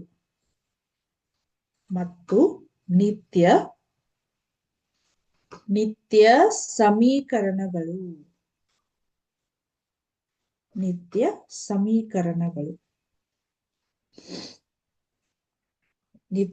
ಸಮೀಕರಣಗಳು. ಹೌದಾ, ಸೊ ಬೀಜೋಕ್ತಿಗಳು ಇವಾಗ ನಾನು ಕಲಿತಾ ಇರೋದು ಅಂದ್ರೆ ಫಸ್ಟ್ ಬೀಜೋಕ್ತಿಗಳನ್ನ ಅಷ್ಟೇ ನೋಡೋಣ. ಅದಾದ್ಮೇಲೆ ನೆಕ್ಸ್ಟ್ ನಾವೇನ್ ಮಾಡ್ಬಹುದು, ನಿತ್ಯ ಸಮೀಕರಣಗಳು ಅನ್ನೋ ಇದೇ ಟಾಪಿಕ್ ಅಲ್ಲಿ ಇದೆ, ಅವನನ್ನು ಆಮೇಲೆ ಕಲಿಯೋಣ. ಫಸ್ಟ್ ನಾವೀಗ ಏನ್ ಕಲಿಯೋದ? ಬೀಜೋಕ್ತಿಗಳು ಅಂತ ಕಲಿಯೋಣ. ಓಕೆ, ಸೊ ಬೀಜೋಕ್ತಿಗಳು ಅಂತಂದ್ರೆ ಏನಂದ್ರ, ಬೀಜೋಕ್ತಿಗಳು ಅಂದ್ರ ಸ್ಥಿರಾಂಕ ಮತ್ತು ಏನಾಗಿರ್ತೈತಿ, ಸ್ಥಿರಾಂಕ ಆಮೇಲೆ ಚರಾಕ್ಷರ, ಅದ್ರ ಜೊತೆಗೆ ಗಣಿತದ ಕ್ರಿಯೆಗಳನ್ನ ಒಳಗೊಂಡಿರುವಂತಹ ಒಂದು ಏನಂತಾರ ಅದಕ್ಕ ಪದಗಳಿಗೆ ನಾವೇನಂತ ಕರಿತೀವಿ? ಬೀಜೋಕ್ತಿಗಳು ಅಂತ ಕರಿತೀವಿ. ಓಕೆ, ಸೊ ಹಾಗಾಗಿ ಇದ್ರದ್ದು ಒಂದಿಷ್ಟು ಇಂಟ್ರೊಡಕ್ಷನ್ ಅನ್ನ ಇಲ್ಲಿ ಏನಾಗಿದೆ, ಬೀಜೋಕ್ತಿಗಳು ನಿಮ್ಮ ಒಂದು ಈ ಸಿಲೆಬಸ್ ಚೇಂಜ್ ಆಗೋಕ್ಕಿಂತ ಮುಂಚೆ ನಿಮಗ ಸ್ಟಾರ್ಟಿಂಗ್ ಇಂಟ್ರೊಡಕ್ಷನ್ ಎಲ್ಲವನ್ನ ಕೊಟ್ಟಿದ್ರು ಅವರು. ಬಟ್ ಇಲ್ಲಿ ಏನಾಗಿದೆ, ಡೈರೆಕ್ಟ್ ನಿಮಗ ಹೌದ ಬೀಜೋಕ್ತಿಗಳ ಸಂಕಲನ ಮತ್ತು ವ್ಯವಕಲನಿಗೆ ಹೋಗಿದ್ದಾರು. ಸೊ ನಾವು ಡೈರೆಕ್ಟ್ ಅಲ್ಲಿ ಹೋದಿವಿ ಅಂದ್ರೆ ನಿಮಗೇನು ಅಂಡರ್ಸ್ಟ್ಯಾಂಡ್ ಆಗುದಿಲ್ಲ. ಹಾಗಾಗಿ ನಾವೇನ್ ಮಾಡ್ಬೇಕೀಗ, ಇದ್ರದೊಂದಿಷ್ಟು ಬೇಸಿಕ್ ಕಾನ್ಸೆಪ್ಟ್ ಅನ್ನ ನೋಡ್ಕೊಂತ ಬರೋಣ ಅಂತ. ಹಾಗಾದ್ರೆ ಬೀಜೋಕ್ತಿಗಳು ಅಂದ್ರೇನು? ಬೀಜೋಕ್ತಿಗಳಂದ್ರೇನು? ಸೊ ಇಲ್ಲಿ ಏನಾಗಿದೆ, ಇದ್ರ ಡೆಫಿನೇಷನ್ ಏನಿದೆ ನೋಡೋಣ. ಹೌದಾ, ಬೀಜೋಕ್ತಿಗಳು ಅಂದ್ರ ನಿಮ್ಗ ಕನ್ನಡ ಒಳಗಿಲ್ಲ, ನಾನು ಬರೆಸ್ತೇನೆ ನೋಡ್ರಿ. ಸೊ ಬೀಜೋಕ್ತಿಗಳು ಅಂದ್ರ ಅಲ್ಲಿ ಸ್ಥಿರಾಂಕ ಮತ್ತು ಚರಾಕ್ಷರಗಳನ್ನ ಒಳಗೊಂಡಂತ ಒಂದ್ ಏನಾಗಿರ್ತೈತಿ, ಪದಗಳು. ಹೌದಾ, ಸೊ ಏನಾಗಿದೆ, ಚರಾಕ್ಷರ ಮತ್ತು ಸ್ಥಿರಾಂಕ ಮತ್ತು ಗಣಿತದ ಕ್ರಿಯೆಗಳನ್ನು ಒಳಗೊಂಡಿರುವ ಗಣಿತದ ಕ್ರಿಯೆಗಳನ್ನು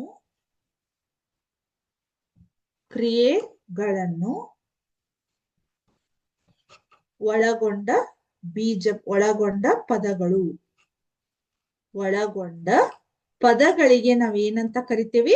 ಬೀಜೋಕ್ತಿಗಳು ಅಂತ ಕರಿತೀವಿ. ಓಕೆ, ಸೊ ಬೀಜೋಕ್ತಿಗಳು ಅಂದ್ರೆ ಏನ್ ಹಾಗಾದ್ರೆ ಚರಾಕ್ಷರ ಮತ್ತು ಸ್ಥಿರಾಂಕಗಳನ್ನ ಒಳಗೊಂಡಿರುವಂತ, ಅದ್ರ ಜೊತೆಗೆ ನಮಗ ಗಣಿತದ ಕ್ರಿಯೆಗಳಂದ್ರೆ ಏನು? ಪ್ಲಸ್ಸು, ಮೈನಸ್ಸು, ಆಮೇಲೆ ಇಂಟು ಅಂದ್ರೆ ಗುಣಾಕಾರ ಚಿಹ್ನೆ, ಭಾಗಾಕಾರ ಚಿಹ್ನೆಯನ್ನ ಒಳಗೊಂಡಿರ್ತಕ್ಕಂಥ ಒಂದು ಪದಗಳಿಗೆ ನಾವೇನಂತ ಕರಿತೀವಿ? ಬೀಜೋಕ್ತಿಗಳು ಅಂತ ಕರಿತೀವಿ. ಓಕೆ, ಸೊ ಹಾಗಾದ್ರೆ ಈಗ ನಾನು 2x-4 ಅಂತ ಬರಿತೀನಿ. ಓಕೆ, ಇದು ಕೂಡ ನಮ್ಗೆ ಏನಾಗುತ್ತೆ? ಒಂದು ಬೀಜೋಕ್ತಿ ಆಗತ್ತ. ಸೊ ಇಲ್ಲಿ ಒಂದ್ ಸ್ವಲ್ಪ ಅವ್ರು ಏನ ಡೆಫಿನೇಷನ್ ಅನ್ನ ಕೊಟ್ಟಿದಾರ ಅದ್ರ ಜೊತೆಗೆ ನೋಡೋಣಂತ. ಚರಾಕ್ಷರ ಮೀನ್ಸ್ ಏನಾಗತ್ತ? ವೇರಿಯಬಲ್, ಅದು ಚೇಂಜ್ ಆಗ್ತಾ ಇರ್ತೈತಿ. ಚರಾಕ್ಷರ ಅಂದ್ರ ಅದನ್ನ ಇಂಗ್ಲಿಷ್ ಅಕ್ಷರದ ಲೆಟರ್ ಗಳನ್ನ ಯೂಸ್ ಮಾಡಿ ನಾವು ಬರಿತಾ ಇರ್ತೀವಿ. ಸೊ ಈ ಬೀಜಗಣಿತದ ಟಾಪಿಕ್ ಅಂದ್ರೆ ಹಾಗೆ. ಸೊ ಗಣಿತದಲ್ಲಿ 3 ಭಾಗಗಳು, ಹೌದಾ? ಒಂದು ಅಂಕಗಣಿತ, ಇನ್ನೊಂದು ಬೀಜಗಣಿತ, ಇನ್ನೊಂದು ರೇಖಾಗಣಿತ ಅಂದ್ರೆ ಎಲ್ಲವೂ ನಿಮಗ ಚಿತ್ರದ ಮೇಲೆ ಹೋಗ್ಬಿಡ್ತಾವ್, ಹೌದಾ? ಅಲ್ಲೇ ತ್ರಿಭುಜ ರಚನೆ ಮಾಡೋದಿರ್ಬೋದು, ವೃತ್ತಗಳನ್ನ ರಚನೆ ಮಾಡೋದಿರ್ಬೋದು, ಹೌದಾ? ಅವೆಲ್ಲ ನಮಗ ಜಾಮೆಟ್ರಿ ಪಾರ್ಟ್ ಒಳಗ್ ಬರ್ತಾವ್. ಇಲ್ಲಿ ಅಂಕಗಣಿತ ಒಳಗೆ ಏನಾಗಿರ್ತೈತಿ? ಇವಾಗಾದ್ರೂ ನಾನು ಪರಿಮಾಣಗಳ ಹೋಲಿಕೆ ಹೇಳಿದೆ, ಅವೆಲ್ಲ ಎಲ್ಲಿ ಬರ್ತಾವ್ ಹೇಳ್ರಿ? ಅಂಕಗಣಿತದ ಪಾರ್ಟ್ ಒಳಗ್ ಬರ್ತಾವ್ ನಿಮ್ಗೆ, ಹೌದಾ? ಸೊ ಹಾಗಾಗಿ ಅಲ್ಲಿ ಏನಾಗ್ತಾವ್? ಬರೀ ಲೆಕ್ಕಗಳು ಇರ್ತಾವ್. ಬಟ್ ಇಲ್ಲಿ ಕಂಪ್ಲೀಟ್ಲಿ ಬೀಜಗಣಿತ, ಅಲ್ಜಿಬ್ರಾ ಅನ್ನೋ ಒಂದು ಟಾಪಿಕ್ ಒಳಗ್ ನಮ್ಗ ಕಂಪಲ್ಸರಿ ನಾವ್ ಏನನ್ನ ಯೂಸ್ ಮಾಡ್ತಿರ್ತೀವಿ ಅಂದ್ರ ಇಂಗ್ಲಿಷ್ ಲೆಟರ್ಸ್ ಗಳನ್ನ ಯೂಸ್ ಮಾಡ್ತಾ ಇರ್ತೀವಿ. ಓಕೆ, ಸೊ ಹಾಗಾಗಿ ಅವಕ್ಕ ಚರಾಕ್ಷರ ಅಂತ ಕರೀತಾರು. ಸ್ಥಿರಾಂಕ ಅಂದ್ರ ಈ 4.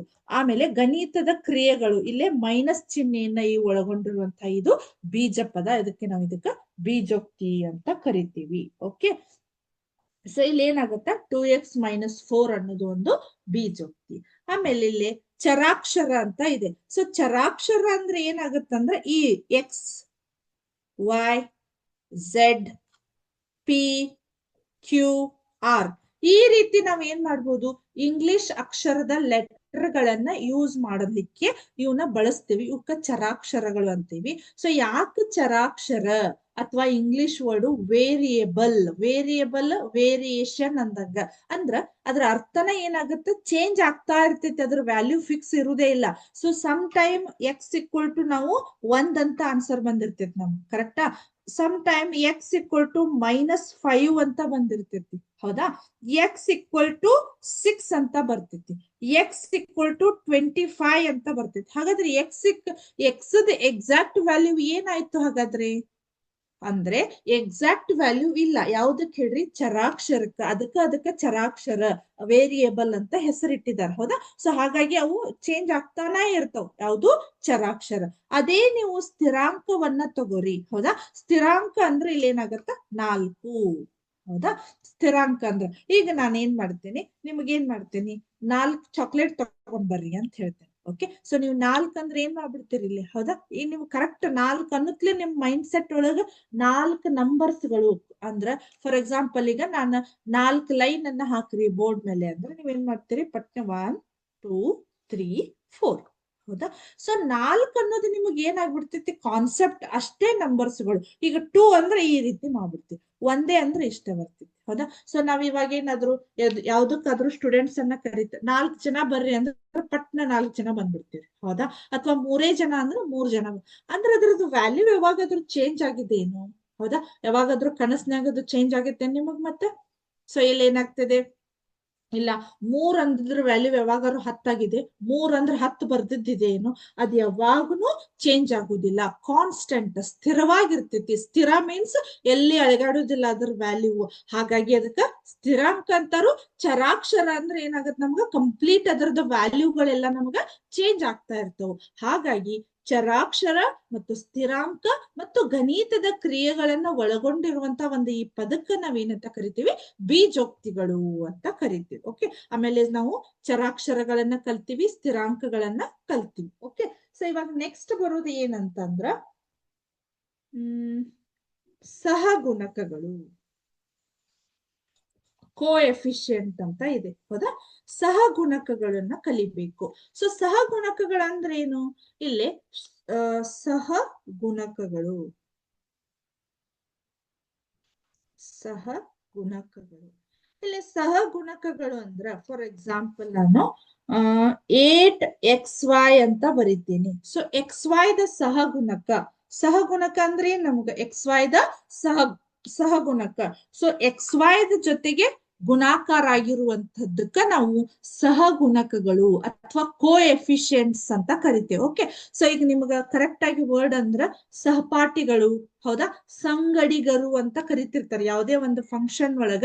ನಿಮ್ಗ ಈಗ ಫಾರ್ ಎಕ್ಸಾಂಪಲ್ XYZ ಜೊತೆ ಸಂಗಡಿಗರು ಒಂದು ಯಾವುದೇ ಒಂದು ಹಾಡನ್ನ ಹಾಡ್ಲಿಕ್ಕೆ ಬರ್ತಾ ಇದ್ದಾರು ಅಥವಾ ಡ್ಯಾನ್ಸ್ ಮಾಡ್ಲಿಕ್ಕೆ ಬರ್ತಾ ಇದ್ದಾರು ಅಂತ ಹೇಳ್ತಿರ್ತೀವಿ. ಹೌದಾ, ಸಹಪಾಠಿಗಳು, ಹೌದಾ, ಸಂಗಡಿಗರು ಅಂದ್ರ ಅವ್ರ ಜೊತೆಗೆ ಇರುವಂತವ್ರು. ಸಹಪಾಠಿಗಳು ಅಂದ್ರ ನಿಮ್ ಜೊತೆಗೆ ಕಲಿಯುವಂತವರು. ಹೌದಾ, ಆ ರೀತಿ ಇದಕ್ಕೆ ಸಹ ಗುಣಕಗಳು. ಗುಣಕ ಅಂದ್ರೇನು? ಗುಣಾಕಾರ. ಸಹ ಅಂದ್ರ ಅದ್ರ ಜೊತೆಗೆ ಗುಣಾಕಾರ ಆಗಿರುವಂತಹ ಟರ್ಮ್ಸ್ ಗಳಿಗೆ ನಾವು ಕೋಎಫಿಷಿಯಂಟ್ಸ್ ಅಥವಾ ಸಹ ಗುಣಕಗಳು ಅಂತ ಕರಿತೀವಿ. ಅರ್ಥ ಆಯ್ತಾ ಇದು? ಇದ್ರ ನೆಕ್ಸ್ಟ್ ನಮಗ್ ಬರೋದು ಯಾವ್ದಂದ್ರ ಸಹಗುಣಕಗಳು. ಅರ್ಥ ಆಯ್ತಾ? ಈಗ ನೋಡ್ರಿ, XY ದ ಸಹಗುಣಕ ಬರೀರಿ ಅಂದ್ರ 8, Y ನ ಸಹಗುಣಕಗಳನ್ನ ಬರೀರಿ ಅಂದ್ರ 8x, X ನ ಸಹಗುಣಕಗಳನ್ನ ಬರೀರಿ ಅಂದ್ರ 8y ಅಂತ. ಅದ್ರ ಜೊತೆಗೆ ಮಲ್ಟಿಪ್ಲೈ ಆಗಿರುವಂತದ್ದು ಏನು ಬಹಳ ಕಾಂಪ್ಲಿಕೇಶನ್ ಇಲ್ಲ. ಅದ್ರ ಜೊತೆಗೆ ಮಲ್ಟಿಪ್ಲೈ ಆಗಿರುವಂತಹ ನಂಬರ್ಸ್ ಗಳನ್ನ ಅಥವಾ ಚರಾಕ್ಷರಗಳನ್ನ ನಾವು ಬರಿಬೇಕು. ಓಕೆ, ಸೊ ಇದರ ನೆಕ್ಸ್ಟ್ ನಮಗ ಇಲ್ಲೇ ಬೀಜೋಕ್ತಿಗಳೊಳಗ ಬೀಜ ಪದದೊಳಗ ನಮ್ಗ ವಿಧಗಳಿದಾವು. ಹೌದಾ, ವಿಧಗಳು. ಸೊ ಇಲ್ಲಿ ಏನಾಗಿದೆ ಹಾಗಾದ್ರೆ? ಏಕಪದ. ಇವೆಲ್ಲ ಇಂಟ್ರೊಡಕ್ಷನ್, ಇವು ನಿಮ್ಮ ಟೆಕ್ಸ್ಟ್ ಬುಕ್ ಒಳಗಿಲ್ಲ. ಹೌದಾ, ಸೊ ನಾನ್ ಜಸ್ಟ್ ನಿಮಗ ಬೇಸಿಕ್ ಕಾನ್ಸೆಪ್ಟ್ ಅನ್ನ ಹೇಳ್ತಾ ಇದ್ದೀನಿ. ಏಕಪದಗಳು ಅಂದ್ರ ಯಾವ ಒಂದು ಬೀಜೋಕ್ತಿ ಒಂದೇ ಒಂದು ಪದವನ್ನ ಹೊಂದಿತ್ತಂದ್ರ, ಹೌದಾ, ಸೊ ಒಂದೇ ಒಂದು ಪದವನ್ನ ಹೊಂದಿತ್ತಂದ್ರ ನಾವ್ ಅದಕ್ಕ ಏಕ ಅಂದ್ರ ಹಿಂದಿ ಒಳಗೆ ಏನಂತೇವ್ ನಾವು? ಏಕ್ ಅಂದ್ರ ಒಂದು. ಹೌದಾ, ಹಾಗಾಗಿ ಏಕ ಪದಗಳು ಅಂದ್ರ ಒಂದೇ ಒಂದು ಪದ, ಒಂದೇ ಪದ ಅಂತ ಬರಿತೇನೆ ನೋಡ್ರಿ. ಒಂದೇ ಪದ. ಕರೆಕ್ಟಾ? ನೆಕ್ಸ್ಟ್ ದ್ವಿಪದ. ದ್ವಿಪದ ಅಂದ್ರ ಅಂದ್ರೆ ಏನು? ದ್ವಿಗುಣ. ಹೌದಾ, ಇದು ಮತ್ತೆ ಕನ್ನಡ ವರ್ಡ್ ಬಂತ್ ನಮ್ಗೀಗ. ದ್ವಿ ಅಂದ್ರ ಎರಡು. ಹೌದಾ, ಎರಡು ಪದಗಳನ್ನ ಹೊಂದಿರ್ತೈತಿ. ಒಂದೇ ಪದ ಅಂದ್ರೆ ಇಲ್ಲಿ ನಿಮ್ಗೆ ಎಕ್ಸಾಂಪಲ್ ಏನಂದ್ರ 2x, 6x, 5 ಈ ರೀತಿ ಇದ್ವು ಅಂದ್ರೆ ಇವಕ್ಕ ಒಂದೇ ಒಂದು ಪದ ಅಂತ ಇರ್ತೈತಿ. ಹೌದಾ, ಸೊ ಎರಡು ಪದಗಳನ್ನ ಹೊಂದಿತ್ತಂದ್ರ ಎರಡು ಪದಗಳು. ದ್ವಿಪದ ಅಂದ್ರ ಎರಡು ಪದಗಳು ಅಂದ್ರೆ ಯಾವ ರೀತಿ ಇರ್ತೈತಿ? 6x - 6.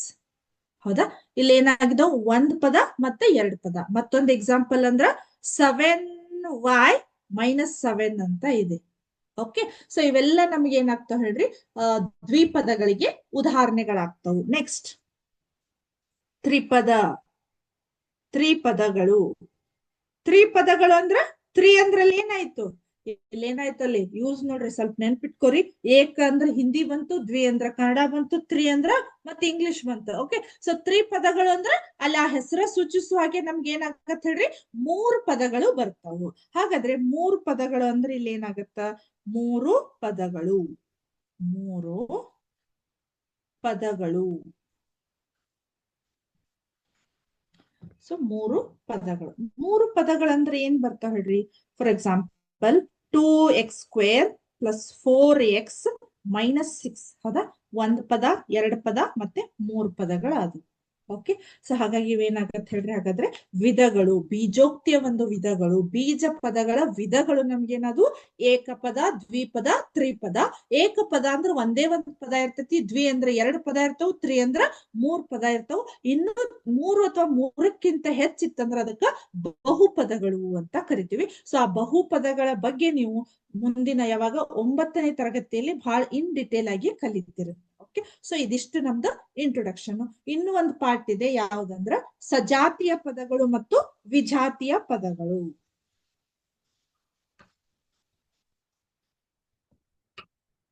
ಸಜಾತಿಯ ಪದಗಳು ಅಥವಾ ಲೈಟ್ ಟರ್ಮ್ಸ್ ಅಂತ ಕರಿತೀವಿ. ಓಕೆ, ಸಜಾತಿಯ ಪದಗಳು, ಸಜಾತಿಯ ಪದಗಳು. ಹೌದಾ? ಸಜಾತಿಯ ಪದಗಳು ಅಂದ್ರೆ ಅಲ್ಲಿ ಏನಾಗಿರ್ತೈತೆ ಅಂದ್ರ ಅಲ್ಲಿ ಚರಾಕ್ಷರಗಳು ಸೇಮ್ ಇರ್ಬೇಕು, ಅದರದ್ದು ಘಾತಾಂಕ ಕೂಡ ಸೇಮ್ ಇರ್ಬೇಕು. ಅಂತವಕ್ ನಾವೇನಂತ ಕರಿತೀವಿ? ಸಜಾತಿಯ ಪದಗಳು. ಈ ಸಜಾತಿಯ ಮತ್ತು ವಿಜಾತಿಯ ಪದಗಳನ್ನ ನಾವ್ ಯಾಕೆ ಸ್ಟಡಿ ಮಾಡ್ಬೇಕಂದ್ರ, ನಾವ್ ಯಾವಾಗ ನಮ್ಮ ಒಂದು ಈ ಬೀಜೋಕ್ತಿಗಳ ಕೂಡ್ಸುವುದು ಅಥವಾ ಸಂಕಲನ ಮತ್ತು ವ್ಯವಕಲನ ಮಾಡ್ಲಿಕ್ಕೆ ನಮ್ಗ ಈ ಸಜಾತಿ ಮತ್ತು ವಿಜಾತಿಗಳ ಪದಗಳ ಒಂದು ಕಾನ್ಸೆಪ್ಟ್ ನಮ್ಗ ಕ್ಲಿಯರ್ ಇರಬೇಕು. ಸಂಕಲನ ಮಾಡ್ಬೇಕಾದ್ರ ಸಜಾತಿಯ ಪದಗಳು ಇದ್ರ ಮಾತ್ರ ನಮಗೆ ಏನಾಗ್ತೈತಿ? ಕೂಡಿಸ್ಲಿಕ್ಕೆ ಬರ್ತೈತಿ. ವಿಜಾತಿಯ ಪದಗಳಿದ್ರ ಕೂಡಿಸ್ಲಿಕ್ಕೆ ಬರುದಿಲ್ಲ. ಅದು ನಮಗ್ ಅರ್ಥ ಆಗಿರ್ಬೇಕು. ಹೌದಾ? ಹಾಗಾದ್ರೆ ಸಜಾತಿಯ ಪದಗಳಿಗೆ ನಮ್ಗೆ ಎಕ್ಸಾಂಪಲ್ಸ್ ಏನಂದ್ರ, ಸೊ ಈಗ ನಾ ಒಂದಿಷ್ಟು ಎಕ್ಸಾಂಪಲ್ಸ್ ಗಳನ್ನ ಬರಿತೇನ್ರಿ. 7x ಮೈನಸ್ 6x, ಹೌದಾ? Minus 2x, correct. ಆಮೇಲೆ 4x, ಇವೆಲ್ಲ ಏನಾಗತ್ತೆ ಹೇಳ್ರಿ ನಮಗ? ಸಜಾತಿಯ ಅಂದ್ರದು ಚರಾಕ್ಷರವನ್ನ ಗಮನಿಸಬೇಕು ನೀವು. ಅದು ಯಾವುದೇ ಇರ್ಲಿ ಅದನ್ನ ನಾವು ಕನ್ಸಿಡರ್ ಮಾಡೋಗಿಲ್ಲ. ಏನ್ ಚರಾಕ್ಷರ ಎಕ್ಸ್ ಎಕ್ಸ್ ಎಕ್ಸ್ ಎಕ್ಸ್ ಇದೆ, ಈ ರೀತಿ ಇದ್ರೆ ಮಾತ್ರ ನಮಗ ಯಾವುದೇ ಒಂದು ಬೀಜೋಕ್ತಿಗಳನ್ನ ಸಂಕಲನ ಮಾಡಿ ಆಗ್ತೈತಿ. ಓಕೆ, ಸೊ ಅದೇ ರೀತಿ ವಿಜಾತಿಯ ಪದಗಳು, ವಿಜಾತಿಯ ಪದಗಳು, ವಿಜಾತಿಯ ಪದಗಳು. ಹೌದಾ? ಸೊ ವಿಜಾತಿಯ ಪದಗಳು ಅಂದ್ರೆ ಇಲ್ಲಿ ಅದ್ರದ್ದು ಚರಾಕ್ಷರದ ಘಾತಾಂಕ ಕೂಡ ಚೇಂಜ್ ಇರ್ತೈತಿ. ಹೌದಾ? ಸೊ ನಾ ಈಗ ಬರಿತೇನೆ ನೋಡ್ರಿ. 7x ಇಲ್ಲೇ 2x² ಅನ್ನ ಬರಿತೇನೆ. ಹೌದಾ? ಸೊ ನಿಮಗೆ ನಾನು ಕನ್ಫ್ಯೂಸ್ ಆಗ್ಬೋದು, ಇಲ್ಲಿ x ಇದೆ ಇಲ್ಲಿ x ಇದೆ ಅಂತ ಹೇಳಿ. ಇದ್ರದ್ದು ಘಾತಾಂಕ 1 ಇದೆ, ಇದ್ರ ಘಾತಾಂಕ 2 ಇದೆ. ನಮ್ಗೆ ಇಲ್ಲಿ ಏನಾಗ್ತೈತಿ? ಈ ರೀತಿ ಇದ್ವು ಅಂದ್ರ ಅವನ್ನ ಕೂಡಿಸ್ಲಿಕ್ಕೂ ಬರುದಿಲ್ಲ, ಕಳಿಲಿಕ್ಕೂ ಬರುದಿಲ್ಲ. ಹೌದಾ? ಇನ್ನೊಂದು ಎಕ್ಸಾಂಪಲ್ ಅಂದ್ರ 2y, ಹೌದಾ? 2y 6y² ಅಂತ ಇದೆ. ಇದು ಕೂಡ ನಮ್ಗ ಮಾಡ್ಲಿಕ್ಕೆ ಬರುದಿಲ್ಲ. ಅದ್ರ ಜೊತೆಗೆ ಇನ್ನೂ ಒಂದು ಎಕ್ಸಾಂಪಲ್ ಅಂದ್ರ 2x² ಪ್ಲಸ್ 3x, ಈ ರೀತಿ ತಂದ್ರು ಅದನ್ನ ಅಥವಾ ಕಳೀಲಿಕ್ಕೆ ಬರುದಿಲ್ಲ. ಹೌದಾ? ನಾವು ಫಸ್ಟ್ ನಮ್ಮ ಒಂದು ರೂಲ್ಸ್ ಅನ್ನ ನಾವ್ ಏನ್ ಮಾಡ್ಬೇಕು? ಯಾವ ಬೀಜೋಕ್ತಿಗಳ ಸಂಕಲನ ಅಥವಾ ವ್ಯವಕಲನ ಮಾಡ್ಲಿಕ್ಕೆ ನಾವು ಟ್ರೈ ಮಾಡ್ತಾ ಇದ್ದೀವಿ ಅಂದ್ರ ಅವು ಸಜಾತಿಯ ಪದಗಳು ಅದಾವ ಇಲ್ಲ ಫಸ್ಟ್ ಚೆಕ್ ಮಾಡ್ಕೋಬೇಕು. ಸಜಾತಿಯ ಪದಗಳಿದ್ರ ಮಾತ್ರ ಮಾಡ್ಲಿಕ್ಕೆ ಬರುದಿಲ್ಲ. ಆಸ್ ಇಟ್ ಈಸ್ ಇಟ್ಬಿಡ್ಬೇಕು. ಸೊ ನೀವು ಎಕ್ಸರ್ಸೈಸ್ ಮಾಡ್ತಾ ಹೋದಾಗ ನಿಮ್ಗೆ ಗೊತ್ತಾಗ್ತೈತಿ. ಓಕೆ, ಸೊ ಇದು ಕ್ಲಿಯರ್ ಆಯ್ತಾ ನಿಮ್ಗ? ಇದಿಷ್ಟು ನಮ್ಗೆ ಏನಾಗತ್ತಂದ್ರ ಈ ಬೀಜ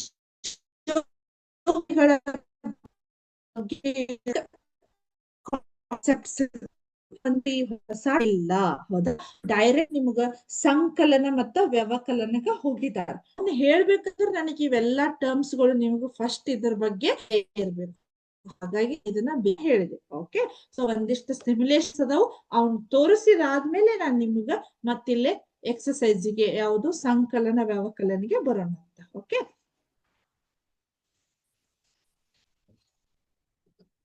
ಸೊ 1 ಸೆಕೆಂಡ್. ಸೊ ಇಲ್ಲೊಂದಿದೆ, ಆಮೇಲೆ ಮತ್ತೆ ತೋರಿಸ್ತೀನಂತೆ.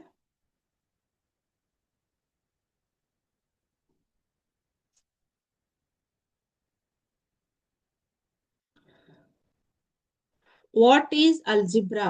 Algebra, the branch of mathematics using symbols, generally letters, to generalize arithmetic operations and relationship, expressions, equations, inequalities, integers, patterns, and sequences are only some of the parts of algebra. ಹೌದಾ? So ಹಾಗಾದ್ರೆ ಇಲ್ಲಿ ನಮಗ algebra ಅಂದ್ರೆ ಏನ್ ಹೇಳ್ತಾ ಇದ್ದಾರೆ ಅವರು? It is the branch of mathematics using symbols are generally letters ಅಂತ ಹೇಳ್ತಾ ಇದ್ದಾರೆ. ನಿಮ್ಗೆ ಆಗ್ಲೇ ಆಲ್ರೆಡಿ ನಾನು ನಿಮ್ಗೆ ಹೇಳಿದ್ದೇನೆ ಇದನ್ನ. ಓಕೆ, ಇಲ್ಲಿ ನೋಡಿದ್ರಿ, arithmetic is the mother of algebra, algebra is the father of all science. ಅರ್ಥ ಆಯ್ತಾ ಇದು ವರ್ಡ್ ನಿಮ್ಗ? Arithmetic is the mother of algebra. ಅಂದ್ರ ಅಂಕಗಣಿತ ಅನ್ನೋದು ಬೀಜಗಣಿತದ ತಾಯಿ ಇದ್ದ ಹಾಗೆ. ಹೌದಾ? ಬೀಜಗಣಿತ ಅನ್ನೋದು ಎಲ್ಲಾ ಸೈನ್ಸ್ಗೆ, ವಿಜ್ಞಾನಕ್ಕ ಏನಾಗ್ತತಿ, ತಾಯಿ ಇದ್ದ ಹಾಗೆ ಅಂತೆ. ಓಕೆ, ಅಂದ್ರ ಅಲ್ಜಿಬ್ರಾದ ತಾಯಿ ಅಂಕಗಣಿತ ಇದ್ದಂಗ ಎಲ್ಲಾ ಸೈನ್ಸ್, ವಿಜ್ಞಾನಕ್ಕ ಒಂದು ತಾಯಿ ಅಂದ್ರೆ ಯಾರು? ಅಲ್ಜಿಬ್ರಾ ಅಂತ ವರ್ಡ್. ಹೌದಾ? ಚೆನ್ನಾಗಿದೆ ಅಲ್ವಾ? ಓಕೆ, ಸೊ ಇಲ್ಲಿ ಬೇಸಿಕ್ ಟರ್ಮ್ಸ್ ಆಯ್ತು. ನೆಕ್ಸ್ಟ್ ವೇರಿಯಬಲ್ ಅಂತ ತೋರಿಸ್ತೇನೆ ನೋಡ್ರಿ. ಹೌದಾ? ವೇರಿಯಬಲ್. ಹೌದಾ? A letter which holds the place of a number many times in algebra, these letters are X Y Z. ಹೌದಾ? ಸೊ ಎಕ್ಸ್ ವೈ ಝೆಡ್ ಗಳನ್ನ ಯೂಸ್ ಮಾಡಿದ್ರೆ ನಾವು ಅದಕ್ಕ ವೇರಿಯಬಲ್ ಅಂತ ಕರಿತೀವಿ. ಓಕೆ, ಸೊ ಕೋಎಫಿಷಿಯಂಟ್ ಇದೆ ನೋಡ್ರಿ. Okay, the number R quantity multiplied by the variable ಅಂದ್ರೆ ಸಹಗುಣಕಗಳು. ಎಕ್ಸಾಂಪಲ್ ತೋರಿಸಬಹುದಾ ನಾನಿಲ್ಲಿ? ಸೊ ಇಲ್ಲಿ ಏನಾಗಿದೆ, 12x ಮೈನಸ್ 9, 12x ಮೈನಸ್ 9 ಇದೆ. So 12 is the coefficient of X ಅಂತ ಇದೆ. ಹಾಗಾದ್ರೆ ಎಕ್ಸ್ ನ ಸಹಗುಣಕ ಏನಾಗಿದೆ ನಮ್ಗಿಲ್ಲಿ? 12 ಇದೆ.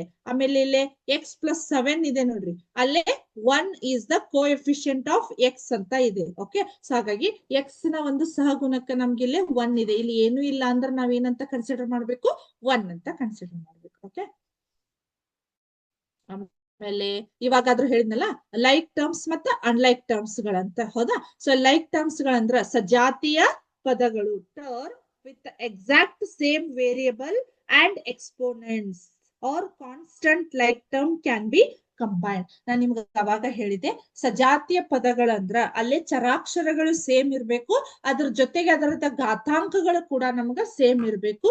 ಹಾಗಾಗಿ ಇಲ್ಲಿ ನೋಡ್ರಿ, ಹೌದಾ, ಕಾಣಿಸ್ತಾ ಇದೆ ಇಲ್ಲಿ 4x minus 8x. Okay, 4x square y minus 8x square y ಮತ್ತ 12 ಮತ್ತೆ 27. ಹೌದಾ? ಅವಾಗ ಏನಾಗ್ತಿತ್ತು ನಮ್ಗೆ, ಇವನ್ ಆಡ್ ಮಾಡಬಹುದು. ಓಕೆ, ನೆಕ್ಸ್ಟ್ ಅನ್ಲೈಕ್ ಟರ್ಮ್ಸ್ ಒಂದು ನೋಡೋಣ. Okay, so unlike terms show examples. Okay, so ಇಲ್ಲಿ ನೋಡ್ರಿ, 5x ಮತ್ತ 7y do not have the same variable, hence they are unlike terms.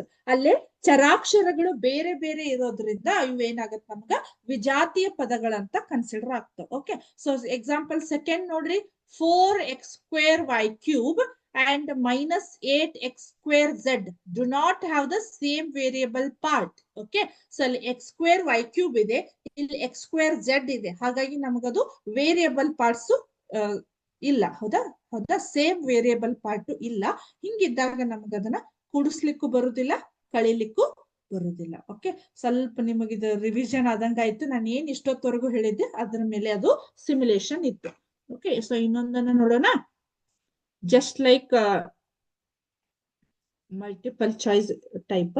Okay, ಒಂದ್ ಸೆಕೆಂಡ್. ಇಲ್ಲಿದೆ ನೋಡ್ರಿ.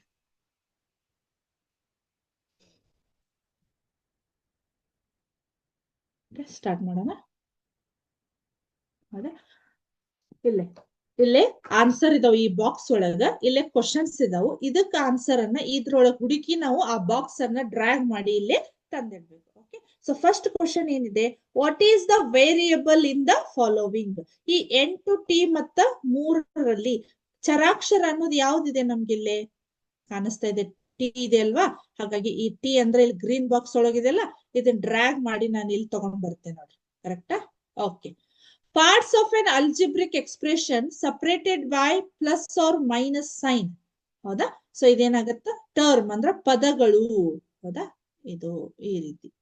Okay, how many terms are in the following? ಈ terms ಗಳು, ಪದಗಳು ಎಷ್ಟದಾವ್ ನೋಡ್ರಿ ಇಲ್ಲೇ? 1 2 3 4 ಪದಗಳಿದಾವು. ಹಾಗಾಗಿ ಇದನ್ನ ಏನ್ ಮಾಡ್ತೇನೆ ನಾನು ಇಲ್ಲಿ. What is the coefficient of W in the following?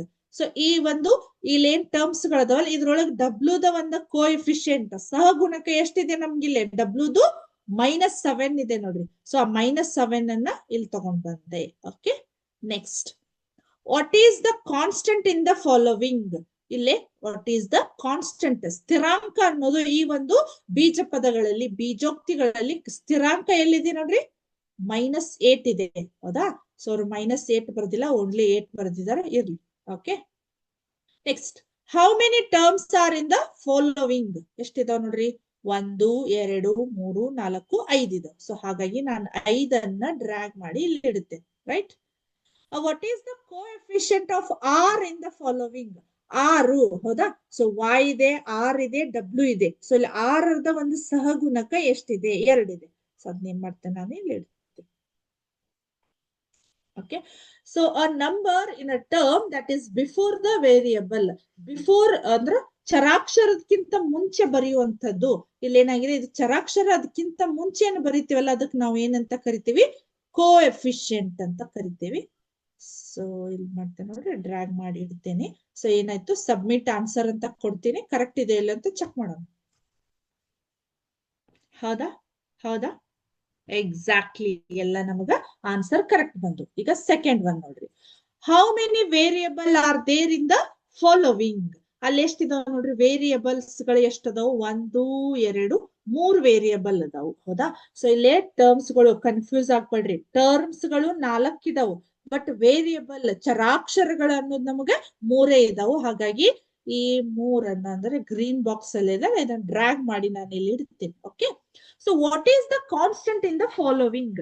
Constant value ಎಲ್ಲಿದೆ ನೋಡ್ರಿ, 6y plus 2r minus 7w plus 9 ಅಂತ ಇದೆ. ಹಾಗಾದ್ರೆ ಇಲ್ಲೇ ಕಾನ್ಸ್ಟೆಂಟ್ ವ್ಯಾಲ್ಯೂ ಎಲ್ಲಿದೆ ನಮ್ಗೆ? ಆ 9 ಅನ್ನ ಇಲ್ಲಿ ತಗೊಂಡ್ ಬರ್ತೇನೆ, right? A symbol or letter that represent one or more number ಏನಾಗತ್ತ ಅಂದ್ರ ಅಲ್ಜಿಬ್ರಿಕ್ ಎಕ್ಸ್ಪ್ರೆಷನ್ ಅಲ್ಲ. ಏನಾಗಿದೆ? A symbol or letter that represent one or more number. ನೋಡೋಣ, ಇಲ್ಲ ವೇರಿಯಬಲ್ ಅಂತ ಹಾಕೋಣ. 1 second. An expression that may contain numbers, operations and variable does not have an equal sign. Okay, so ಅಲ್ಲಿ ಏನಾಗಿದೆ, ನಿಮ್ಗ algebraic expression ಅಂತಾನ ಬರ್ತೈತೆ ಅದರ ಅರ್ಥ. ಸೊ ಏನಾಗತ್ ನಮ್ಗಲ್ಲಿ, ಆ ಒಂದು ನಂಬರ್ ಏನಾಗಿದೆ, ಆ ಎಕ್ಸ್ಪ್ರೆಷನ್ ಅನ್ನೋದು ನಂಬರ್ಸ್ ಗಳನ್ನ ಹೊಂದಿದೆ, ಚರಾಕ್ಷರಗಳನ್ನ ಹೊಂದಿದೆ, ಆಮೇಲೆ ಗಣಿತದ ಕ್ರಿಯೆಗಳನ್ನ ಹೊಂದಿದೆ, ಬಟ್ ಈಕ್ವಲ್ ಸೈನ್ ಅನ್ನ ಹೊಂದಿಲ್ಲ. ಸೊ ಹಾಗಾದ್ರೆ ಅದು ಏನಾಗತ್ತೆ ನಮ್ಗಿಲ್ಲಿ? ಅಲ್ಜಿಬ್ರಿಕ್ ಎಕ್ಸ್ಪ್ರೆಷನ್ ಅಂತ ಆಗುತ್ತೆ. What is the variable in the following? Variable ಏನಾಗಿದೆ ಇಲ್ಲಿ? 2b ಮೈನಸ್ 9 ಒಳಗ ವೇರಿಯಬಲ್ ಅಂದ್ರೆ b ಇದೆ ನೋಡಿ. Okay, sorry. What is the coefficient of y in the following? y ದ ಕೋಎಫಿಷಿಯಂಟ್ ಏನಾಗತ್ತ? ಇದಾಗತ್ತ. ಓಕೆ, 6.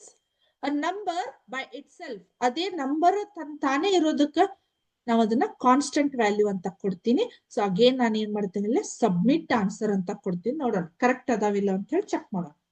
ರೈಟ್, ಎಕ್ಸಾಕ್ಟ್ಲಿ ಎಲ್ಲಾ ಆನ್ಸರ್ಗಳು ಕೂಡ ನಮ್ಗೆ ಕರೆಕ್ಟ್ ಆಗಿದೆ. Okay, game complete. ಹೌದಾ? ಸೊ ಇಲ್ಲಿ ನಮ್ಗೆ ಏನಾಗ್ತೈತಿ, ಆನ್ಸರ್ ಕರೆಕ್ಟ್ ಇದೋ ಅಂತ ಮತ್ತೊಂದ್ಸಲ ನೋಡೋಣ. ಇಲ್ಲಿ ಶೋ ಆನ್ಸರ್ ಅಂತ ಇದೆ ನೋಡಿ, ಹೌದಾ? ಎಲ್ಲವೂ ಕೂಡ ನಮ್ಗ ಕರೆಕ್ಟ್ ಆನ್ಸರ್ಗಳು ಇದಾವ, ಹೌದಾ? ಓಕೆ, ಹಾಗಾದ್ರೆ ನೀವೆಲ್ಲರೂ ಕರೆಕ್ಟ್ ಆಗಿ ಆನ್ಸರ್ ಕೊಟ್ಟಿದ್ದೀರಾ ಅಂತ ಅನ್ಕೊಳ್ಮ ಈಗ. ಓಕೆ, ಇವಾಗ ನೆಕ್ಸ್ಟ್ ಎಲ್ಲಿಗೆ ಹೋಗೋದಂದ್ರೆ ನಾವಿವಾಗ ಬೀಜೋಕ್ತಿಗಳ ಸಂಕಲನ ಮತ್ತು ವ್ಯವಕಲನ ಅಂತ ಇದೆ.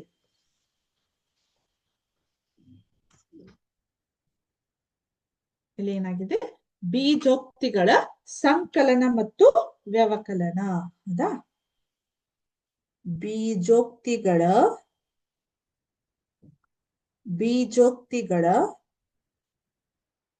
ಸಂಕಲನ ಮತ್ತು ವ್ಯವಕಲನ.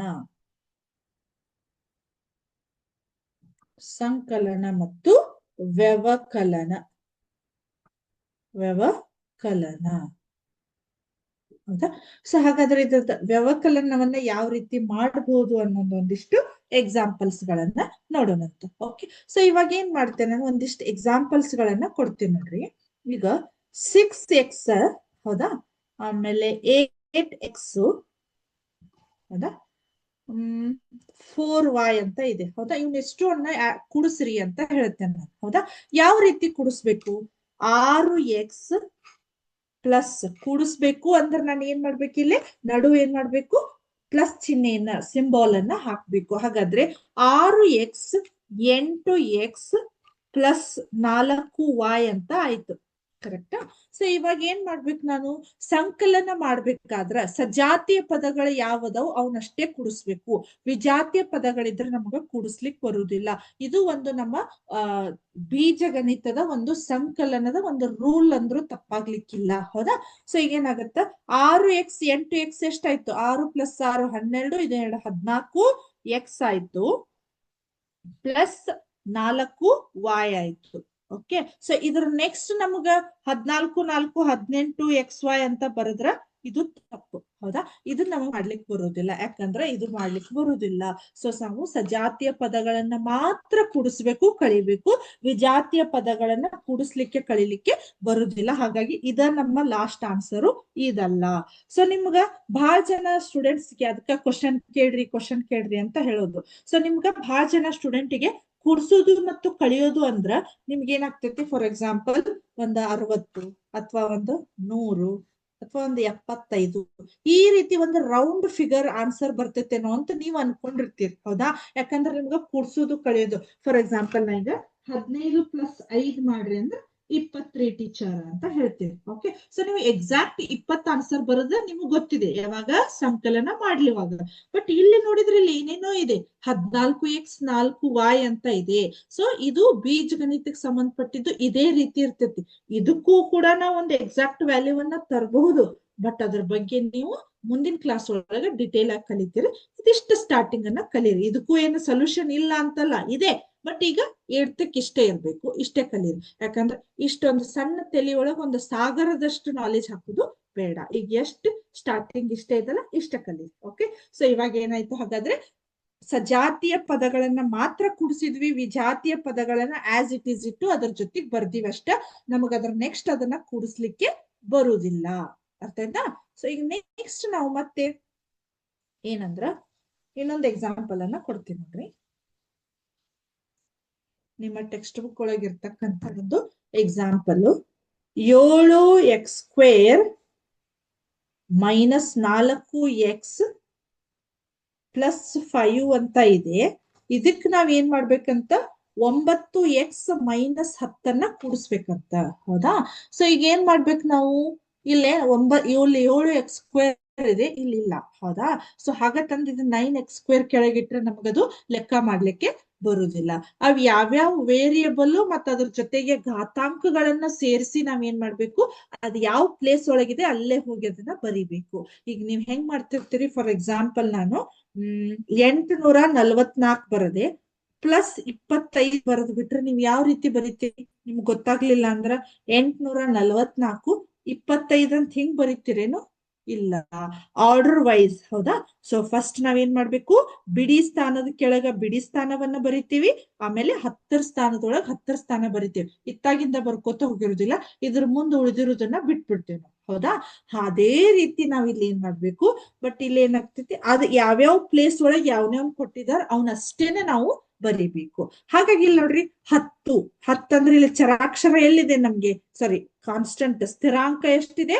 5 ಇದೆ. ಸೊ 5ರ ಕೆಳಗೆ ನಾನು ಏನ್ ಬರಿಬೇಕು? 10 ಬರಿಬೇಕು. ಬಟ್ ಅದ್ರ ಚಿಹ್ನೆ ಕೂಡ ನಾನು ಬರಿಬೇಕು. ಅದೇನಾಗತ್ತ? -10 ಅಂತ ಆಗುತ್ತೆ. -10 ಅಂತ ಆಗುತ್ತೆ. ಸೊ ಇಲ್ಲಿ 9x ಇದೆ, ಇಲ್ಲಿ 4x ಇದೆ. ಓಕೆ, ಸೊ ಅದು +4x ಇರೋದ್ರಿಂದ +9x ಅಂತ ಬರೀತೀನಿ. ಅದ್ರ ನೆಕ್ಸ್ಟ್ ಇಲ್ಲಿ 7x² ಇದೆ, ಬಟ್ ಇಲ್ಲಿ ಯಾವುದೇ x² ಟರ್ಮ್ಸ್ ಗಳಿಲ್ಲ. ಸೊ ನೀವ್ ಏನ್ ಮಾಡ್ಬೇಕು, ಅವಾಗ ಇದನ್ನ 0 ಅಂತ ಬರೆದು ಬಿಡ್ಬೇಕು. ನೀವ್ ಹಂಗೆ ಬಿಟ್ರು ಓಕೆ. ಸೊ ನಿಮ್ಗೆ ಅರ್ಥ ಆಗ್ಲಿ ಅನ್ನೋ ಹಾಗೆ ಇಲ್ಲೇ 0 ಬರ್ಕೊಂಡ್ಬಿಡ್ಬೇಕು. ಓಕೆ, ಸೊ ಈಗ ಏನ್ ಮಾಡ್ಬೇಕು, ಆಡ್. ಇವಾಗ ಏನ್ ಮಾಡ್ಬೇಕು, 5 - 10 ಇದೆ. ಹೌದಾ? ಸೊ ಇವ್ ಯಾವ ರೀತಿ ಚಿಹ್ನೆಗಳದಾವ? ಇಲ್ಲಿ ಕಾನ್ಸ್ಟೆಂಟ್ ಸ್ಥಿರಾಂಕ ವ್ಯಾಲ್ಯೂ ಇದೆ. ಬಟ್ ಇಲ್ಲಿ ಏನಾಗಿದೆ, ನಮಗ ಬೇರೆ ಬೇರೆ ಚಿಹ್ನೆಗಳದಾವು. ವಿಜಾತಿಯ ಚಿಹ್ನೆಗಳಿದ್ದಾಗ ನಮ್ಮ ಗಣಿತದ ಒಂದು ರೂಲ್ಸ್ ಏನಿದೆ, ವಿಜಾತಿಯ ಚಿಹ್ನೆಗಳಿದ್ರ ಅವನ್ನ ಕಳಿಬೇಕು.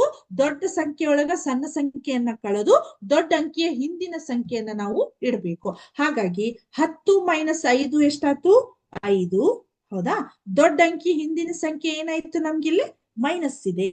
ಓಕೆ, ನೆಕ್ಸ್ಟ್ ಇಲ್ಲಿ ಅಗೇನ್ ಮತ್ತೆ ನನ್ಗೇನಾಯ್ತು, x ಇದನ್ನೇನ್ ತೊಂದ್ರೆ ಇಲ್ಲ. ಹೌದಾ? ಸೊ 9 - 4 ಅಂತ ಇದೆ. ಇದು ಕೂಡ ನಮಗ ವಿಜಾತಿಯ ಚಿಹ್ನೆಗಳು ಬಂದವು. ವಿಜಾತಿಯ ಚಿಹ್ನೆಗಳಿದ್ವು ಅಂದ್ರ ದೊಡ್ಡ ಸಂಖ್ಯೆಯಲ್ಲಿ ಸಣ್ಣ ಸಂಖ್ಯೆಯನ್ನ ಮೈನಸ್ ಮಾಡಿ ದೊಡ್ಡ ಅಂಕಿ ಹಿಂದಿನ ಚಿಹ್ನೆಯನ್ನ ಇಡಬೇಕು. ಹಾಗಾಗಿ 9 - 4 ಎಷ್ಟಾಯ್ತು? 5x ಆಯ್ತು, ದೊಡ್ಡ ಅಂಕಿ ಹಿಂದಿನ ಚಿಹ್ನೆ ಏನಾಯ್ತು, ಪ್ಲಸ್ ಅಂತ ಆಯ್ತು. ಓಕೆ, ಸೊ ಅದಾದ್ಮೇಲೆ ನೆಕ್ಸ್ಟ್ 7x² ಇದೆ, ಇಲ್ಲಿ 0 ಇದೆ. ಹೌದಾ, ನೀವು ಒಂದು ಜೀರೋಕ್ ನಾವೇನಂತ ಕರಿತೀವಿ, ಸಂಕಲನದ ಅನನ್ಯತಾಂಶ. ಅದನ್ನ ನೀವು ಯಾವುದೇ ಸಂಖ್ಯೆಗೆ ಕೂಡಿಸ್ರಿ, ಅದರ ವ್ಯಾಲ್ಯೂ ನಮಗೆ ಚೇಂಜ್ ಆಗುದಿಲ್ಲ. ನೀವು 8 + 0 ಮಾಡ್ರಿ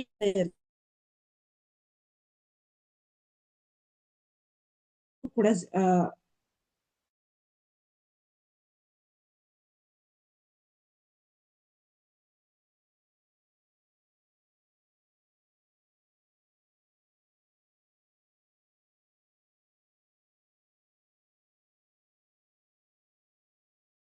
x -5 ಅಂತ ನಮ್ಮ ಆನ್ಸರ್ ಬಂತು. ಓಕೆ, ಸೊ ಇದು ನಮ್ಮ ಒಂದು ಬೀಜೋಕ್ತಿಗಳಿಗೆ ಸಂಬಂಧಪಟ್ಟಂತ ಸಂಕಲನ ಮತ್ತು ವ್ಯವಕಲನ. ಜಸ್ಟ್ ಒಂದು ಇಂಟ್ರೊಡಕ್ಷನ್ ಪಾರ್ಟ್ ಅನ್ನ ಕೊಟ್ಟೆ. ಸೊ ನಮ್ಮ ಒಂದು ನೆಕ್ಸ್ಟ್ ಕ್ಲಾಸ್ ನಲ್ಲಿ ನಾವೇನ್ ಮಾಡೋಣ, ಇದ್ರ ಬಗ್ಗೆ ಇನ್ನೂ ಸಾಕಷ್ಟು ವಿತ್ ಎಕ್ಸಾಂಪಲ್ಸ್ ಗಳ ಜೊತೆಗೆ ಸಂಕಲನ ಮತ್ತು ವ್ಯವಕಲನದ ಬಗ್ಗೆ ಕಲಿಯೋಣ ಅಂತ ಹೇಳ್ತಾ, ಇವತ್ತಿನ ಕ್ಲಾಸ್ ಅನ್ನ ಇಷ್ಟೊತ್ತವರೆಗೂ ನಾನು ಏನ್ ಹೇಳಿದಂತ ಕಾನ್ಸೆಪ್ಟ್ ನಿಮ್ಗೆ ಕ್ಲಿಯರ್ ಆಗಿ ಅರ್ಥ ಆಯ್ತು ಅನ್ಕೊಂಡು ಇವತ್ತಿನ ಸೆಷನ್ ಅನ್ನ ಇಲ್ಲಿಗೆ ಮುಗಿಸ್ತಾ ಇದ್ದೀನಿ. ನೆಕ್ಸ್ಟ್ ಕ್ಲಾಸ್ ಒಳಗ ಇದರ ಕಂಟಿನ್ಯೂ ಪಾರ್ಟ್ ಅನ್ನ ನೆಕ್ಸ್ಟ್ ಕ್ಲಾಸ್ ಒಳಗ ನೋಡೋಣ ಅಂತ ಹೇಳಿ ಇವತ್ತಿನ ಕ್ಲಾಸ್ ಅನ್ನ ಇಲ್ಲಿಗೆ ಮುಗಿಸೋಣ. Thank you. ಜೈ ಹಿಂದ್, ಜೈ ಕರ್ನಾಟಕ ಮಾತೆ, ಜೈ Vidyashakti. Thank you once again.